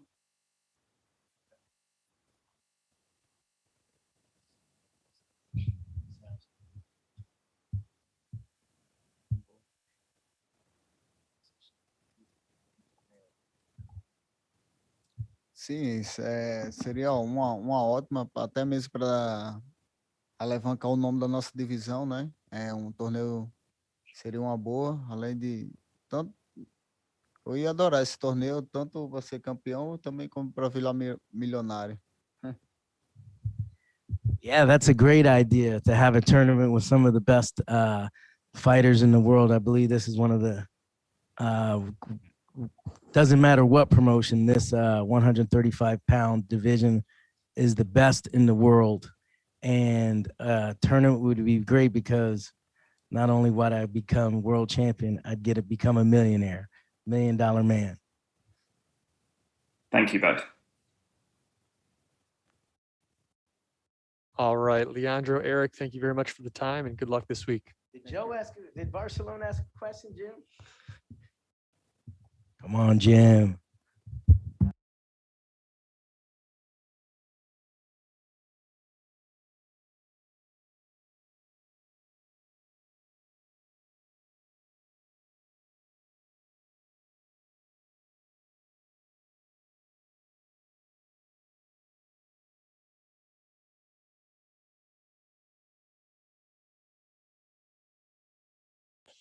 Next up is Cristiane Edwards.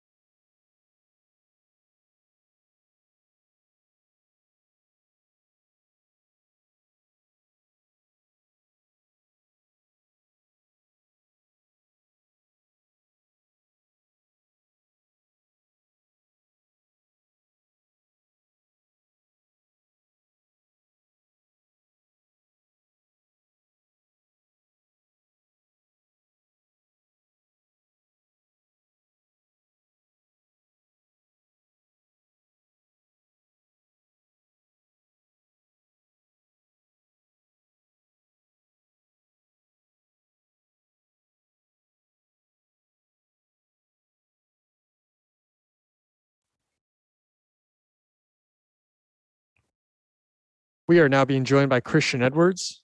Once again, we'll begin with a few questions from our media. Mike, your line is now live. Hey, Christian, I know you were the first recipient a few years ago of the Jackson Wink Mataleon scholarship. And obviously your teammate and man who will be fighting also on Friday night, Davion Franklin, was, the second. You guys have entrenched yourself in the top 10. You're both well on your way to the top, in your respective divisions. What was that, and how has that scholarship and being at Jackson Wink helped you in your young career? It's been like the most important part of my growth and development. I feel like, just being blessed with such a great opportunity, like when I first got the scholarship, my manager, Rick, he moved me out to Albuquerque. Training was free. My living was free. All I had to do was show up and train, so that's all I did was just train and get better, and I think I had been to Jackson Wink almost about a year, actually, like a little over a year before I had made my Bellator debut. So, that was a whole year of just being able to get better and add to my skill set. And now, I'm thanks to my coaches and my teammates and being surrounded by such, great minds for MMA every day, I'm a completely different fighter than who I was when I first showed up, and I'm still getting better. How does it feel to have that team behind you while you're achieving so much, success early on in your career? And how has it helped in that war room, in that training room, preparing you to move forward? Man, it's helped a ton. I have such great training partners and great coaches. Greg Jackson and Mike Winklejohn are arguably the greatest minds in MMA, as far as coaches go, arguably. And Joey Villasenor, who had over 40 pro MMA fights, and just has such a great knowledge of fighters and what we go through, the whole process, fight week, weigh in, fight day, all that, and so I love having them in my corner. I wouldn't want any other corner, and also being able to work with the teammates that I work with, like, Juan Adams, John Jones, Devin Clark, Dontel Mays, Davion Franklin, and just all these great fighters and high level mixed martial artists. It's really helped a lot. Harry? Hey, Christian, Harry back from the Bookie's Basement. Hope you're doing well. Doing good, man. How you doing? Good, thank you. So at only 22 years old, you're 4-0 now as a professional MMA fighter. You're making your main card debut here. Do you feel like you kind of have an opportunity here to really raise your profile and become a household name on Friday? Yeah, absolutely. I think after this one, I'm certain that after this one, it's gonna be top 10 guys from here on out. Since I am a top 10 guy myself, and obviously number 8 is it's a ranking. I'm grateful for it, but that's not the end goal. The end goal is the belt. And being number 1. So that's what I'm chasing. But I believe after this one, it's gonna be top 10 guys from here on out. Awesome. Well, thank you so much. Best of luck Friday. Thank you. Michael? Hey, Christian, how are you? Good. How you doing? Everything good here. My question for you is how important it is to maintain that undefeated record that you have. More like as your legacy as a fighter, like what does the undefeated record mean to you? It means a lot, man, because no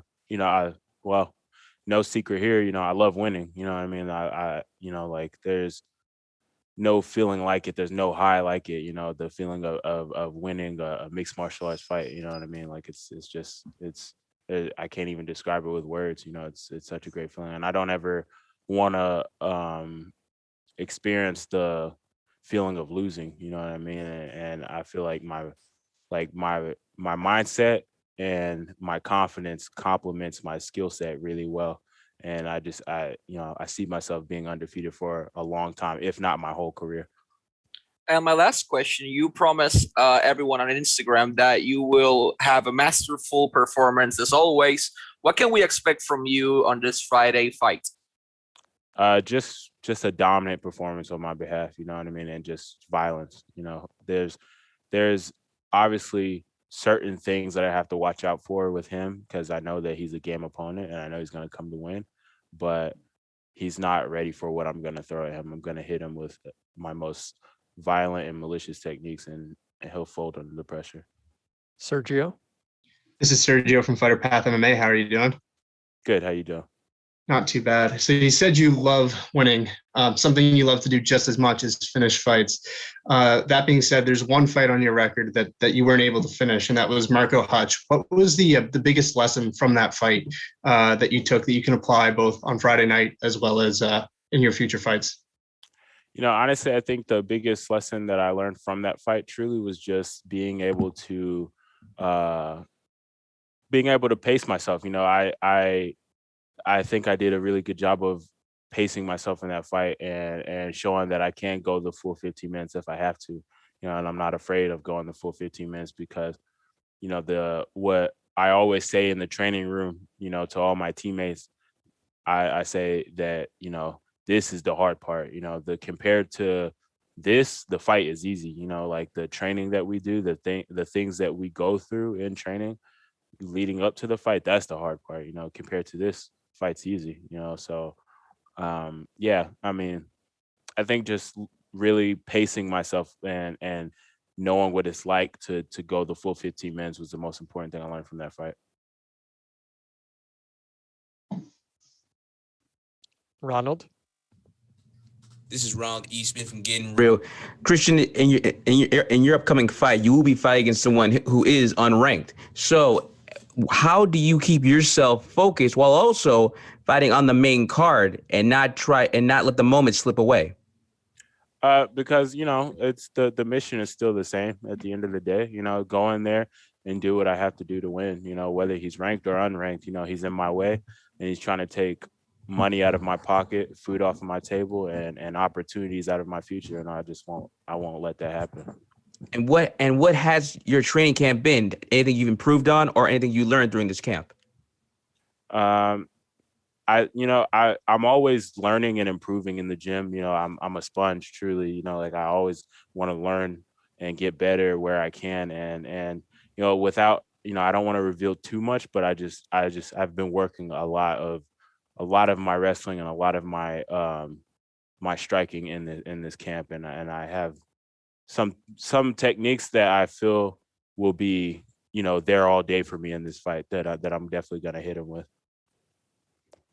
All right. Thanks for the time today, Christian. Good luck on Friday. Thank you.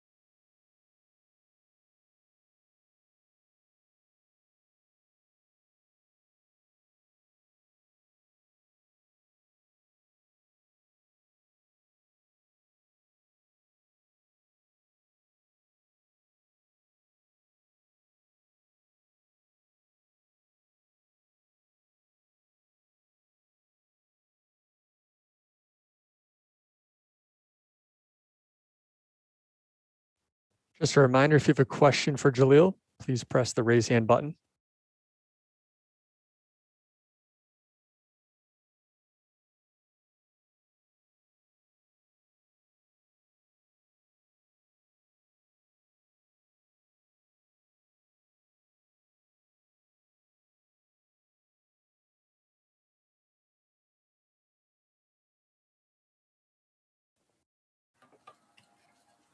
All right, we are now being joined by Jaleel Willis.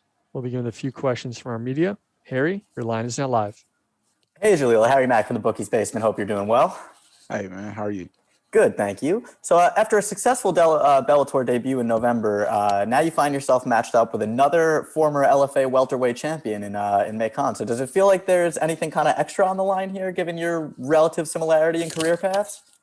Man, not really. I just feel like I get to defend my title, you know what I mean? And it just showing me how, small of a world it really is, because I've been watching this dude for a long time, and I always knew that it was a chance that me and him was possibly going to fight. We never thought it would be on the big stage, but I love the fact that we both get to solidify, what it is we work for, you know what I mean? And shit, I love the fact that I get to defend my title and solidify myself in the rankings. Definitely. Looking forward to it. Good luck on Friday. Thanks, brother. Mason? Hey, what's up, Jaleel? This is Mason from the Sports Sesh podcast. How you doing, man? Doing good, Mason. How are you? I can't complain, brother. Obviously, last time out, we seen you back in November, and it was your Bellator debut, and you were successful. But how have you improved as a fighter since your last fight? Man, explosive-wise, I really focus more on trying to push myself to the limits. You know what I mean? It's like when I get to those fatigue moments, that's when I would let people kind of work themselves back into the fight. Like last fight, I was dominating, but I allowed Lemminger to work himself back in because it got a little fatigue in the second period. So what I've been focusing on is just more strength training, more explosiveness, more pushing myself to that limit of I can't go no more. And then my coach kicked me and let me know, let's kick it in the second gear and let's finish this fight. So I would say more so me pushing myself to actually finish fights and finish scrambles, And last thing from me, can we get a prediction for your fight come Friday night? And I can see me finishing this fight, in the late second, you know what I mean? It's like really putting it right there on his chin. Max, go ahead. Hi, Jaleel.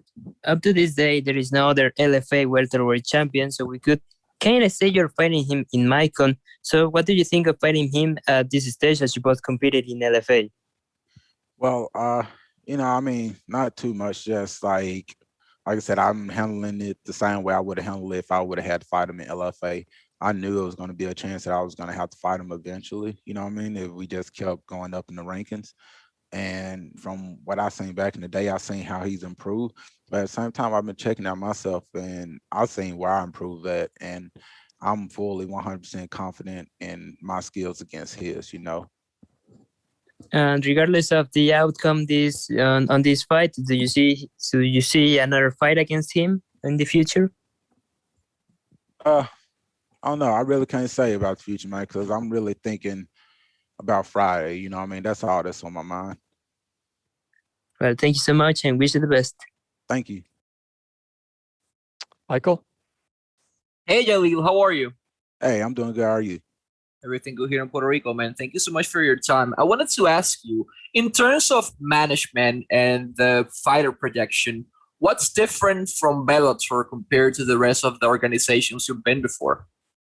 Man, I just say how together everything is, you know what I mean? It's like it's no confusion. It's like I don't gotta wake up in the morning and wonder what my schedule is. Like it's already laid out for me, and it's real easy to be a professional here and just do your job, And my last question, this is your second fight with Bellator in this organization. What can we expect from you on Friday?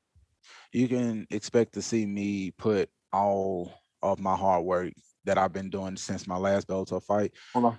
Yeah, you can expect to see me put all that in and pour it all out. And like I said, I'm thinking a second round finish. Last one, Mike. Hey, Jaleel, just kind of curious for you. I know when you take that step up, a lot of fighters, they go from LFA to Bellator or other promotions. You've mentioned today defending your title. Why is that important to you to do inside the Bellator cage, defend a title that you previously held? And how does it make you or help you solidify where you're at in your career? Man, it helps me because, bro, I'm a competitive guy and I want to be one of the best in the world. You know what I mean? And it's like I see that it's no free ride, and you're not just gonna be given these these credentials, these rankings and stuff like that. So I try to put all this stuff outside of my mind and think like, bro, I need to think like a world champion because I am a world champion. You know what I mean? And it's like, bro, world champions, we don't back down, and we come through to take what's ours and compete. And it's like me being the man I am, I'm just like really just trying to make sure I'm able to look myself in the face and in the mirror and know that I'm like, bro, you went out there and you won and you are the fucking best. You know what I mean? One more here, Santiago. Hi, Jaleel. Greetings from Amsterdam, and thank you for the time. The prelims of this card are absolutely stacked, and you got your spot on the main card. Can you feel it as well, that Bellator is giving you great opportunities to showcase your skills so you can grow yourself into the welterweight rankings? Yes, sir. I'm glad you asked that, man, because it's like really touches on like how much they care about me as a professional, as a fighter. And I want to show them how much I care about them as an organization by going out here and putting everything I got on the line. You know what I mean? It's like going out here and making sure out of that card, out of all these people that's here, they remember the realest, you know? And I want Bellator to know that like when you put the realest on the card, it's going down. He fighting all the way to the end. Good luck on fight night, sir. Appreciate it, bro. All right. Thanks, Jaleel. Appreciate the time and good luck on Friday. Thank you.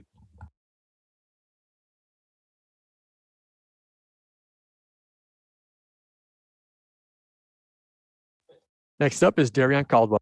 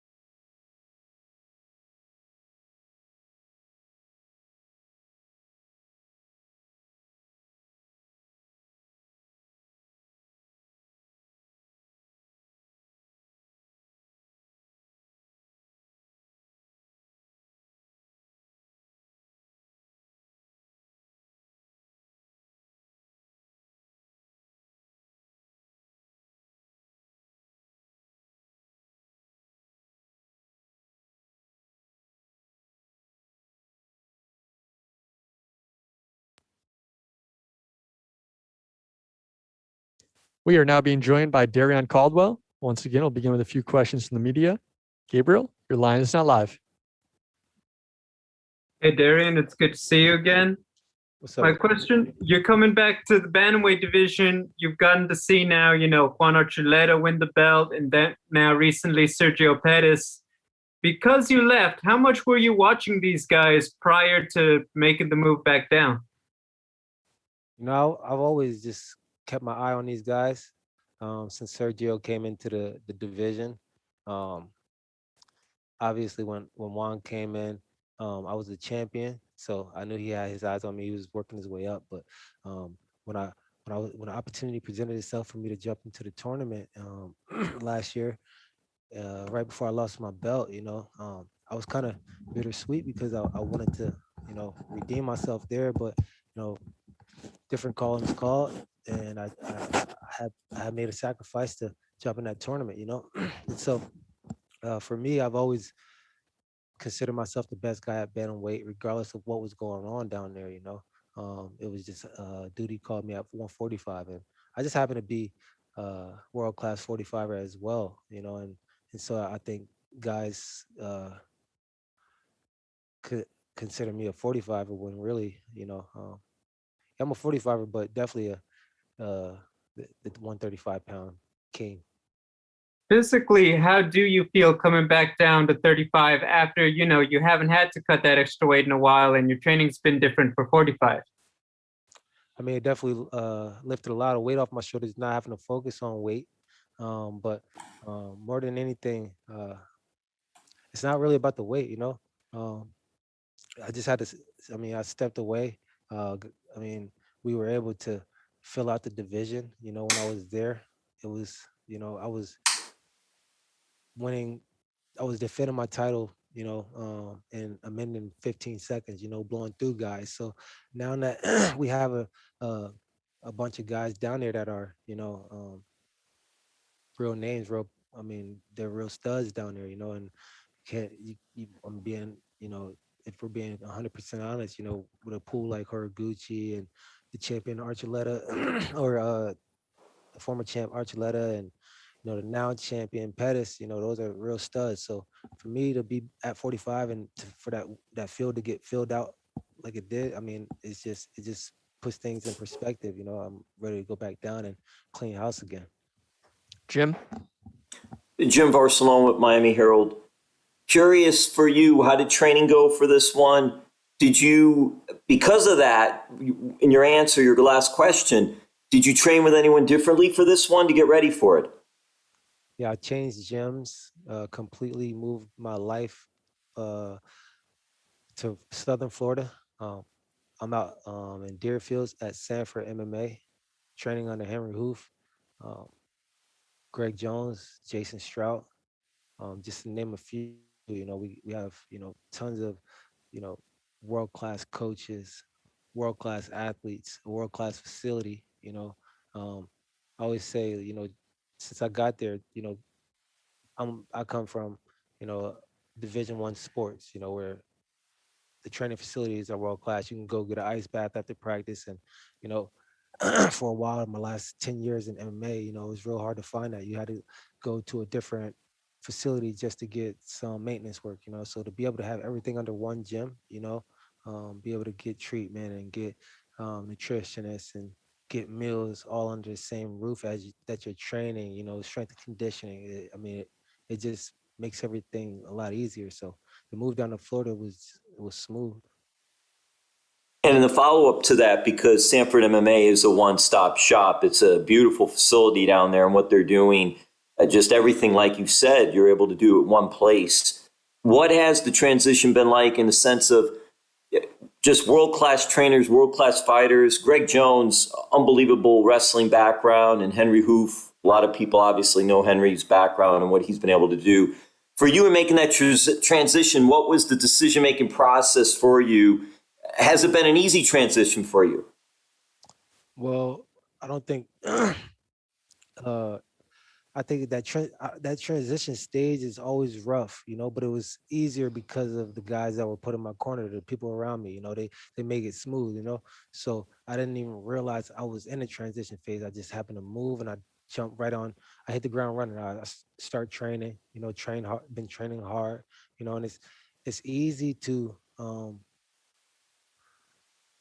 fall into that space where, where I was in my last previous fight, where, I'll get up on Saturdays and just because we're in quarantine and I got amateurs to train with, I don't make that Saturday practice. I don't get up and put the extra miles of work in. It's easy to do that, when when you're around guys that aren't motivated, coaches that aren't as motivated as you with the same goals, and so when you surround yourself with guys that have ambition on bigger things in the sport, it just puts things in perspective and it just basically ignited me and put a fire under my ass, make me want to work harder. I just been grinding ever since I got to South Florida, and it's a credit to everybody around me, but obviously I got to get up and do it myself. So I want to thank me too. Well, very good. All the best, Darrion, and a lot of world-class fighters down there, man. You got a good place to train. Yeah, no, for sure. Thank you. All right, Michael. Hey, Darrion, how are you? What's up, Mike? Everything good, man. I wanted to ask, how do you prepare and put yourself mentally and spiritually back on track to be back for that bantamweight championship? Well, had to set new goals, After that setback in November, I had to go back to the drawing board and figure out what exactly it was that I needed to do to get back on top. One being going back down to 135, another being a change in gyms, another being just an overall change in lifestyle. I completely moved my life, my dogs and everything to South Florida. So that sacrifice, it always just makes me more hungry. Having a new outlook on things, waking up next to the beach, is just a different feeling. Thank you so much for your time. Sergio? Hi, this is Sergio from Fighter Path MMA. How are you doing? What's up, Sergio? So you've had a couple rematches in your career, and you've had mixed results. Obviously, you lost to Kyoji Horiguchi, but you also have a win as well against Joe Taimanglo. So, what lessons can you apply from those rematches? What can you take from those rematches and apply to this one here? Obviously, there's a bigger gap between these two fights. Well, every rematch that I have had in the previous, I always believed that I was coming out better than this first fight, so I can imagine him coming out feeling that way, but in the same sense, I'm coming out feeling that way as well. So I think you're going to see a better me that night come Friday. I think you're going to see no difference than the first fight. Our next question comes from MMA Breeze. Hey, Darrion, it's Breeze with the MMA Breeze. Sanford is such a complete gym, so deep in talent. You're not the only guy to make the full-time transition there this last year. Why did you choose Sanford, and were you looking anywhere else? I chose Sanford because we got great coaches, great training partners, great facilities. When I look to my right, I got Michael Chandler training hard over here. I got Nick Lentz screaming in my ear while Henry Hoof's over here, making sure Anthony Johnson's on point, So just have that around you, puts everything in perspective.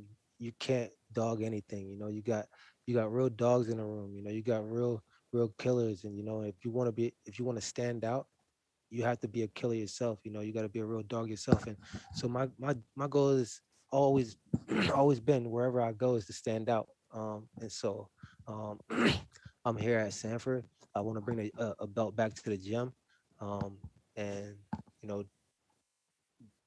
solidify my name here at in Southern Florida, and continue my legacy here at Bellator. That's always been my thing, is be the best Bellator bantamweight there was. So I'm gonna continue to make strides toward that. Awesome, thank you. All right, one or two more here. Ronald? This is Ronald Eastman from Getting Real. Darrion, how you doing? What's up, Ron? Hey, man, I can't complain, man. And just quoting from what you said on Instagram, you said your road to redemption and it's the beginning of a whole new chapter. So in your words, what do you mean when you say you're start to begin a new chapter? Well, road to redemption for me looks like me getting my title back and keeping it. It looks like me coming off a setback, righting my wrongs, and blowing through this division. I should have been a king since 2018 when I first won the title. I had a setback, and so now I'm here to right my wrongs, and I'm here to redeem anything that was either taken from me or that I lost. Last question comes from the line of Head Kick Audio. Hey, what's going on, Darrion? This is Steve from Head Kick Audio. What's up, Steve? All right, so given that you're a former champion at bantamweight, how many fights away do you think you are from another championship fight to reclaim your belt? I think if I go out there and have a great performance, if I go out there and put this guy away the way I should, I don't see anybody in front of me, There are some great fighters here at Bellator. I think it'll be a cool experience to mix it up with with all these guys at 35, because we got a lot of talent, but I don't think there's anybody ahead of me after I go out there and blow through this guy. All right. Appreciate the time, Darrion. Good luck on Friday. All right. Thank you.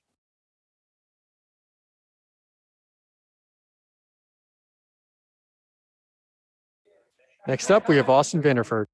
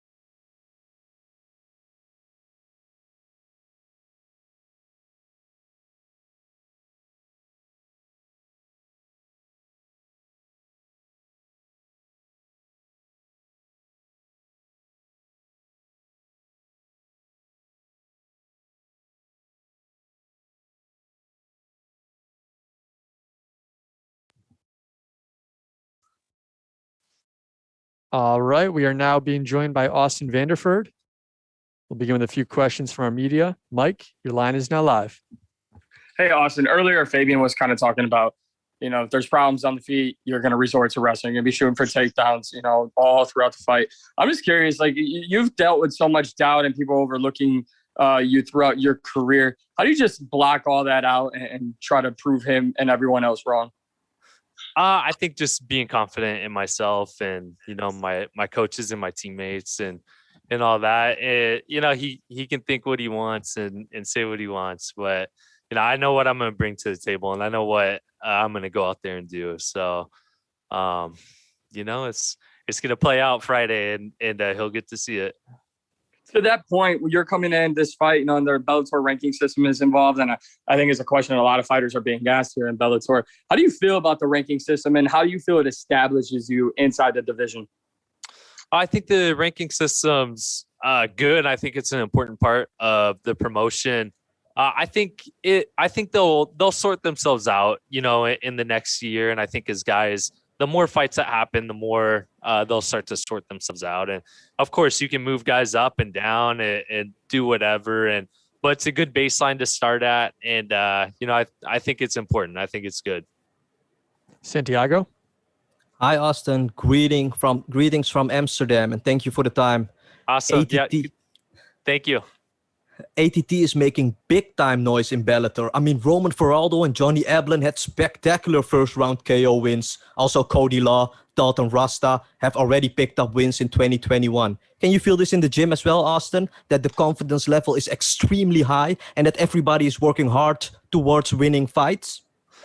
Yeah, but I don't think there's any focus on. I think everyone just, is preparing for fights and knows what they have to go out and do. And I think we just have a really good group of guys. And, talking to Dan Lambert, he thinks this is like the most talented team that they've ever had there at ATT. And so it feels special to be a part of it. And, I think we have a lot of good guys coming up, a lot of good training partners.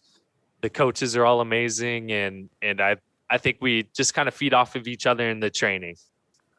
Scott Coker hinted that a fight between champion Gegard Mousasi and John Salter could very likely be next for the title somewhere in July. How do you think that fight would play out? I think that's a great fight, and I got a lot of respect for both the guys. It's tough to say, man. Gegard is definitely one of the most talented fighter, one of the best MMA fighters of all time, but I think Salter's a dog as well. So it's gonna be a good fight. And I think they both bring good skill sets to the table. Jim Barcelona, Miami Herald. Curious for the training for this one. How did it go for you? And did you bring anyone different in for sparring purposes or anything like that? The training was good, and no one different. I mean, American Top Team, you got about every single body style and fighting style you could imagine being there. So a lot of guys coming in and out and whatnot. So I feel like I was well prepared and I had the right training partners for the fight. And Austin, South Florida itself, there's so many good fighters and trainers down here. Was that too a big part of the reason to come down this way? Oh yeah, I mean, American Top Team was the number one reason to move to South Florida. So just being a part of the team, the coaches, and all that, number one reason. And lastly, who will be in your corner for this fight?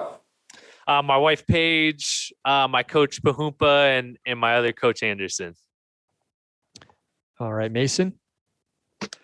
Hi, Austin. This is Mason from the Sports Sesh podcast. How you doing, man? Doing good, thank you. Good stuff, man. I just want to ask you two things. What are your thoughts on Fabian as an opponent? I think he's a well-respected opponent. I think he brings a strong skill set to the table, and someone that I have to be on my A game to go out there and beat. I asked a similar question to Fabian before, so I'll switch it round for you. Obviously, a lot of the casuals online know you as Mr. Van Zandt per se, as they know Fabian is Leon's brother. But what do you say to those casuals that characterize you as Mr. Van Zandt and not Austin Vanderford? I think it's just something that'll stick with me for my whole career, and it's something that I don't really I I play into it. I think it's funny. I think it's fun, and it just adds a different character into what we're trying. We're entertainers and going out there trying to get people excited about fights and and finding unique ways to do it. And I think being Mr. Van Zandt's just one of them for me. Harry? Hey, Austin. Harry Mack from the Bookie's Basement. I hope you're doing well. Thank you. Somebody touched on it a little bit earlier, but so are you going into this fight kind of viewing it as a title eliminator? I think it puts me in the mix for sure, but I as it was alluded to earlier, Salter and Musasi are gonna fight, and then Tokov's up there as well. So, I think there's Costello Vancinas is another really tough one that's right in there and all that. So I think it puts me in the mix for sure. And but I've said in past interviews, I want to make sure that I go out and earn it. And the first part of that's going out and performing on Friday and making a statement Friday. Michael? Hey, Austin, how are you? Doing good, thank you. Perfect, man. I wanted to ask, what you are 10-0 so far in your MMA career. How important for you is to maintain this undefeated record? I think the most important thing for me is just one fight at a time, and I view each opponent for me as my toughest opponent to date. So, that's how I see this fight, and that's how I see Fabian, and that's how I see everything just to get to 11-0. So, I don't think any pressure on keeping the undefeated record. I think more than anything, it's just going out and making sure that I compete the best of my ability that night and going out and getting the win. And my last question, at the end of your career, when you look back, what do you want your legacy as an MMA fighter to be? I want people to look back and think, damn, Paige Van Zandt's husband really was a badass. He wasn't quite the chump we thought he was. All right, a couple more here. Dylan? Hey there, Austin. Appreciate you making some time. Thank you. Yeah. I'm just noticing the hair dyed a little bit there. Like, you going for a bit of a different vibe for this fight here, tapping into a different kind of energy for fight week? I don't really think I kind of see myself as a stylish guy, and so I've joked around too. I thought it'd be cool to get out there and make the hair red for the fight. So if you know what I mean, go slice them up a little bit and get some red in the hair. So that'd be a cool look. Yeah, I dig it, man, and appreciate you making some time. Yeah, thank you so much. Tony? Hi, Austin. Hope you're well. Thank you very much. I just wanted to get your thoughts and not overlooking Fabian at all, but when you started in this journey, turning pro in 2017, did you envisage yourself being potentially in the title picture for a world title so soon into your career, having 10 or so fights under your belt? Yeah, I think when I started this, my aspiration is always just to be a world champion, and whatever way it took to get there, and however soon it took. I've had a lot of people around me who've always really believed in me, and I believe in myself and all that. So I don't think it's quite a surprise, but it feels surreal at times to, especially I'm ranked number 3 for the middleweight weight class in Bellator, the best promotion in the world. And I feel good, man. I think it's kind of more of a surreal feeling, and I'm excited just to go out and improve that and improve my ranking and go out and earn a title shot. All right. Appreciate the time, Austin. Good luck on Friday. Yeah.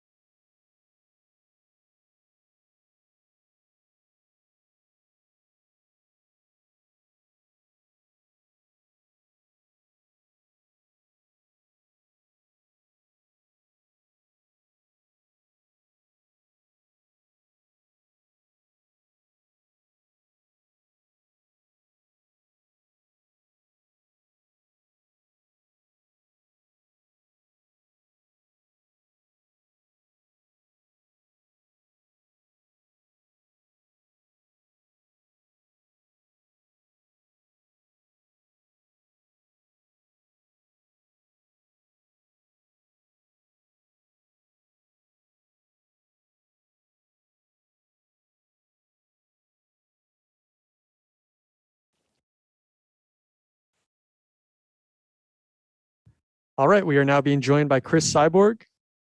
Once again, we'll begin with a few questions from our media. Mike, your line is now live. Hi, Cris. Just curious. I know this rematch is, 5 years after the first fight, and you're considered obviously one of the greatest, not just female fighters of all time, but one of the greatest mixed martial artists of all time throughout all the promotions you've been in. What keeps you going and what gets you prepared and ready and excited for a fight with Leslie Smith and really moving forward throughout your career after such a legendary career that you've had? The first thing I think when you love your job, you love what to do, you always enjoy the moment. I respect every opponent step fight with me, and I really train and dedicate everyone's different way, but hard. And Leslie, for me, I know we fought before, but I respect her like the new opponent. Nobody's the same 5 years ago. Everybody, I'm a different fighter 5 years ago. I'm better now than before. So I work really hard. Then it's just I'm excited to have a fight again. Darrion? Thank you very much. Cris, a pleasure to be speaking with you. 2 quick questions for you. And the first one is if you're still working with Fight for the Forgotten, which is a wonderful cause. I have the fight with the work with them 2019, and we keep touching, but I didn't work with them again, but in the future maybe. And I continue and I help, Fight for Forgotten, fight the pygmies and help them. It's an amazing project. Rodrigo? Oi, Cris, tudo bem? Oi. Cris, Tudo bem. 2 perguntinhas para você. Sim. Você é a sua terceira luta no Bellator, mas já é vista como uma campeã dominante. A gente sabe que você vai enfrentar a Leslie Smith agora, mas seria a Cat Zingano a sua adversária mais perigosa por toda a experiência que ela tem no MMA?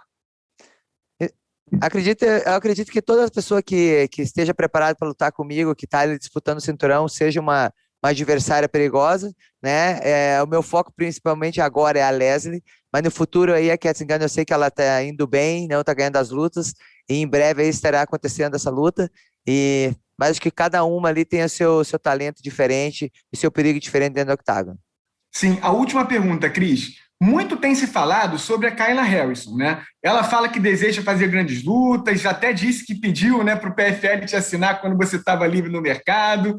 Essa é uma luta que te interessa? O que você tem a dizer sobre ela? E, por exemplo, qual seria o resultado dessa possível luta aí entre vocês?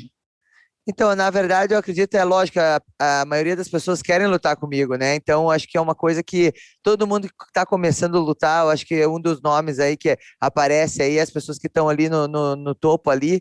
Então, para mim vai ser se acontecer essa luta, vai ser uma grande luta, né? Eu acredito que pode ser na categoria dela, no 155, porque uma das coisas que eu gosto de fazer é aumentar, né, a oportunidade de ter mais divisões para todas as mulheres, né? Então, dar um apoio para os 155 das meninas que lutam nesse peso. E o resultado, na verdade, sempre está nas mãos de Deus, né? Eu vou lá e dou o meu melhor e treino. E se ela falar que está preparada, eu não gosto de falar muito. Eu gosto de ir lá e lutar e fazer o meu melhor. Gabriel? Hey, Cris, it's Gabriel from Cage Side Press. My question, I think a lot of people say if Cris Cyborg wins, she's already she's very close to beating all of the top girls in Bellator. Obviously, you have to go out there and win the fights, but how do you stay focused when hey, I've already done a lot of good work here in my new home? I just think I never think about done. I'm done. I think I was girls getting better and they want to fight for the title. And I don't think about the end. I think in the next fight is the next opportunity to be ready, and for sure have a lot of girls. The Division 145 pounds in the Bellator have a lot of girls, and this make me excited every day for keep training. Santiago? Hi, Cris. Greetings from Amsterdam, and thank you for the time. You had a great fight against Marloes Koenen in Strikeforce. Scott Coker is trying to create a Strikeforce 2.0, with Bellator now being on Showtime and the fantastic roster that they have. Does this kind of feel like Strikeforce to you again, Cris? That was a really special time in MMA, right? Yes, I feel very blessed. I have the opportunity to be with Showtime at the beginning and then now be again with Showtime. And, work with Scott Coker is amazing. I have great memories from Strikeforce. And, the beginning is already promoting women's MMA. And now he's continuing investing in women's MMA. And I'm happy to be part of this and excited to be back to Showtime. Mason? Hi, Cris. This is Mason from the Sports Sesh podcast. How are you? Good. Great. Thank you. I've just got two quick questions for you today. Obviously, going back a few fights, you had that loss with Amanda Nunes. What did you learn from that fight, and how did you change your camp in the past couple of fights? I feel like this, always in my career, whole my life, I play sport the whole my life. I know sometimes you win, sometimes you lost. I always, the one thing I'm always having in my mind, I give everything in my camp. I train everything. So when I'm stepping the cage, something happened to lose the fight, I know I did everything. So I always, when I step the cage, I do my best and I leave it in God's hands. If that day was the hard day, nothing can do. I just have to go for it. But I'm a better fighter than before for sure, because I work hard every day and it get improve my game every day. Pablo? Okay, hi Chris, this is Pablo from Noti MMA Ecuador. The question I want to ask is, where do you think Leslie evolved more for this fight? Oh, sorry, can you ask again? Where do you think Leslie evolved more for this fight? Evolved? How do you think Leslie has evolved from the first fight to this one now? I cannot say about her what she's getting better for this fight, but I feel like 5 years ago, everybody's different after 5 years ago. She keep work hard every day. For sure, she's better than before, and I'm better than before. I'm saying because I feel like I am better than before. So, and if you athlete train every day, for sure you get improved better your game. Our next question comes from the line of MMA Breeze. Go ahead. Hey, Chris, it's Breeze with the MMA Breeze. Kayla Harrison recently heard your interview with Ariel Helwani and responded by saying you had a chance to fight her, but you didn't, and you do a lot of talking, but not a lot of signing on the dotted line. I wanted to get your response to that, how you feel about a matchup with Kayla. My next fight is Les Smith. I don't know you guys want to give a shout out for Kayla. And Kayla have 1 year with contra PFL. After we finish this, we can make the fight happen. I don't have any problem. Kayla, go fight. All right, we'll take a couple more here. Tom? Hey, Chris, this is Tom from MMA UK. Thank you very much for taking the time to talk to me. Really appreciate it. Obviously 5 years since your last fight. When you defeated Leslie last time, you went on to continue your legendary run. You captured 2 more world titles. You're without a doubt one of the greatest mixed martial artists to ever grace the octagon. But I was just wondering, in your own words, how have you changed, since your first fight? If you keep on watching my career, watch my fights, and watch my last 2 fights, you see I get improved better. I feel happy. All my victories coming, after this win, and better everything, better grappling, jiu-jitsu, training hard. I feel this way. If you watch my fights, you can see that. All right, last one, Tony. Hi, Chris. Pleasure to speak with you.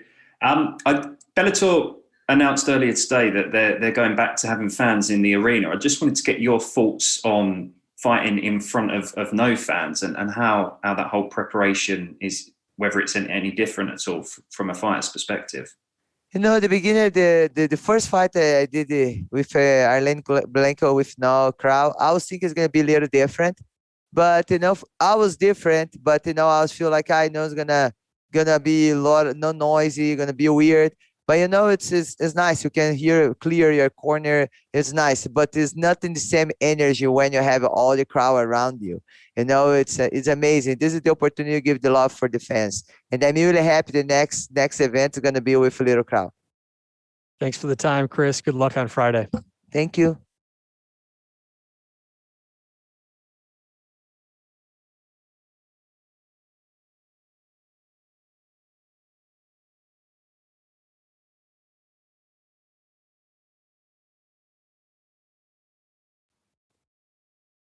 All right, that concludes our media day for today.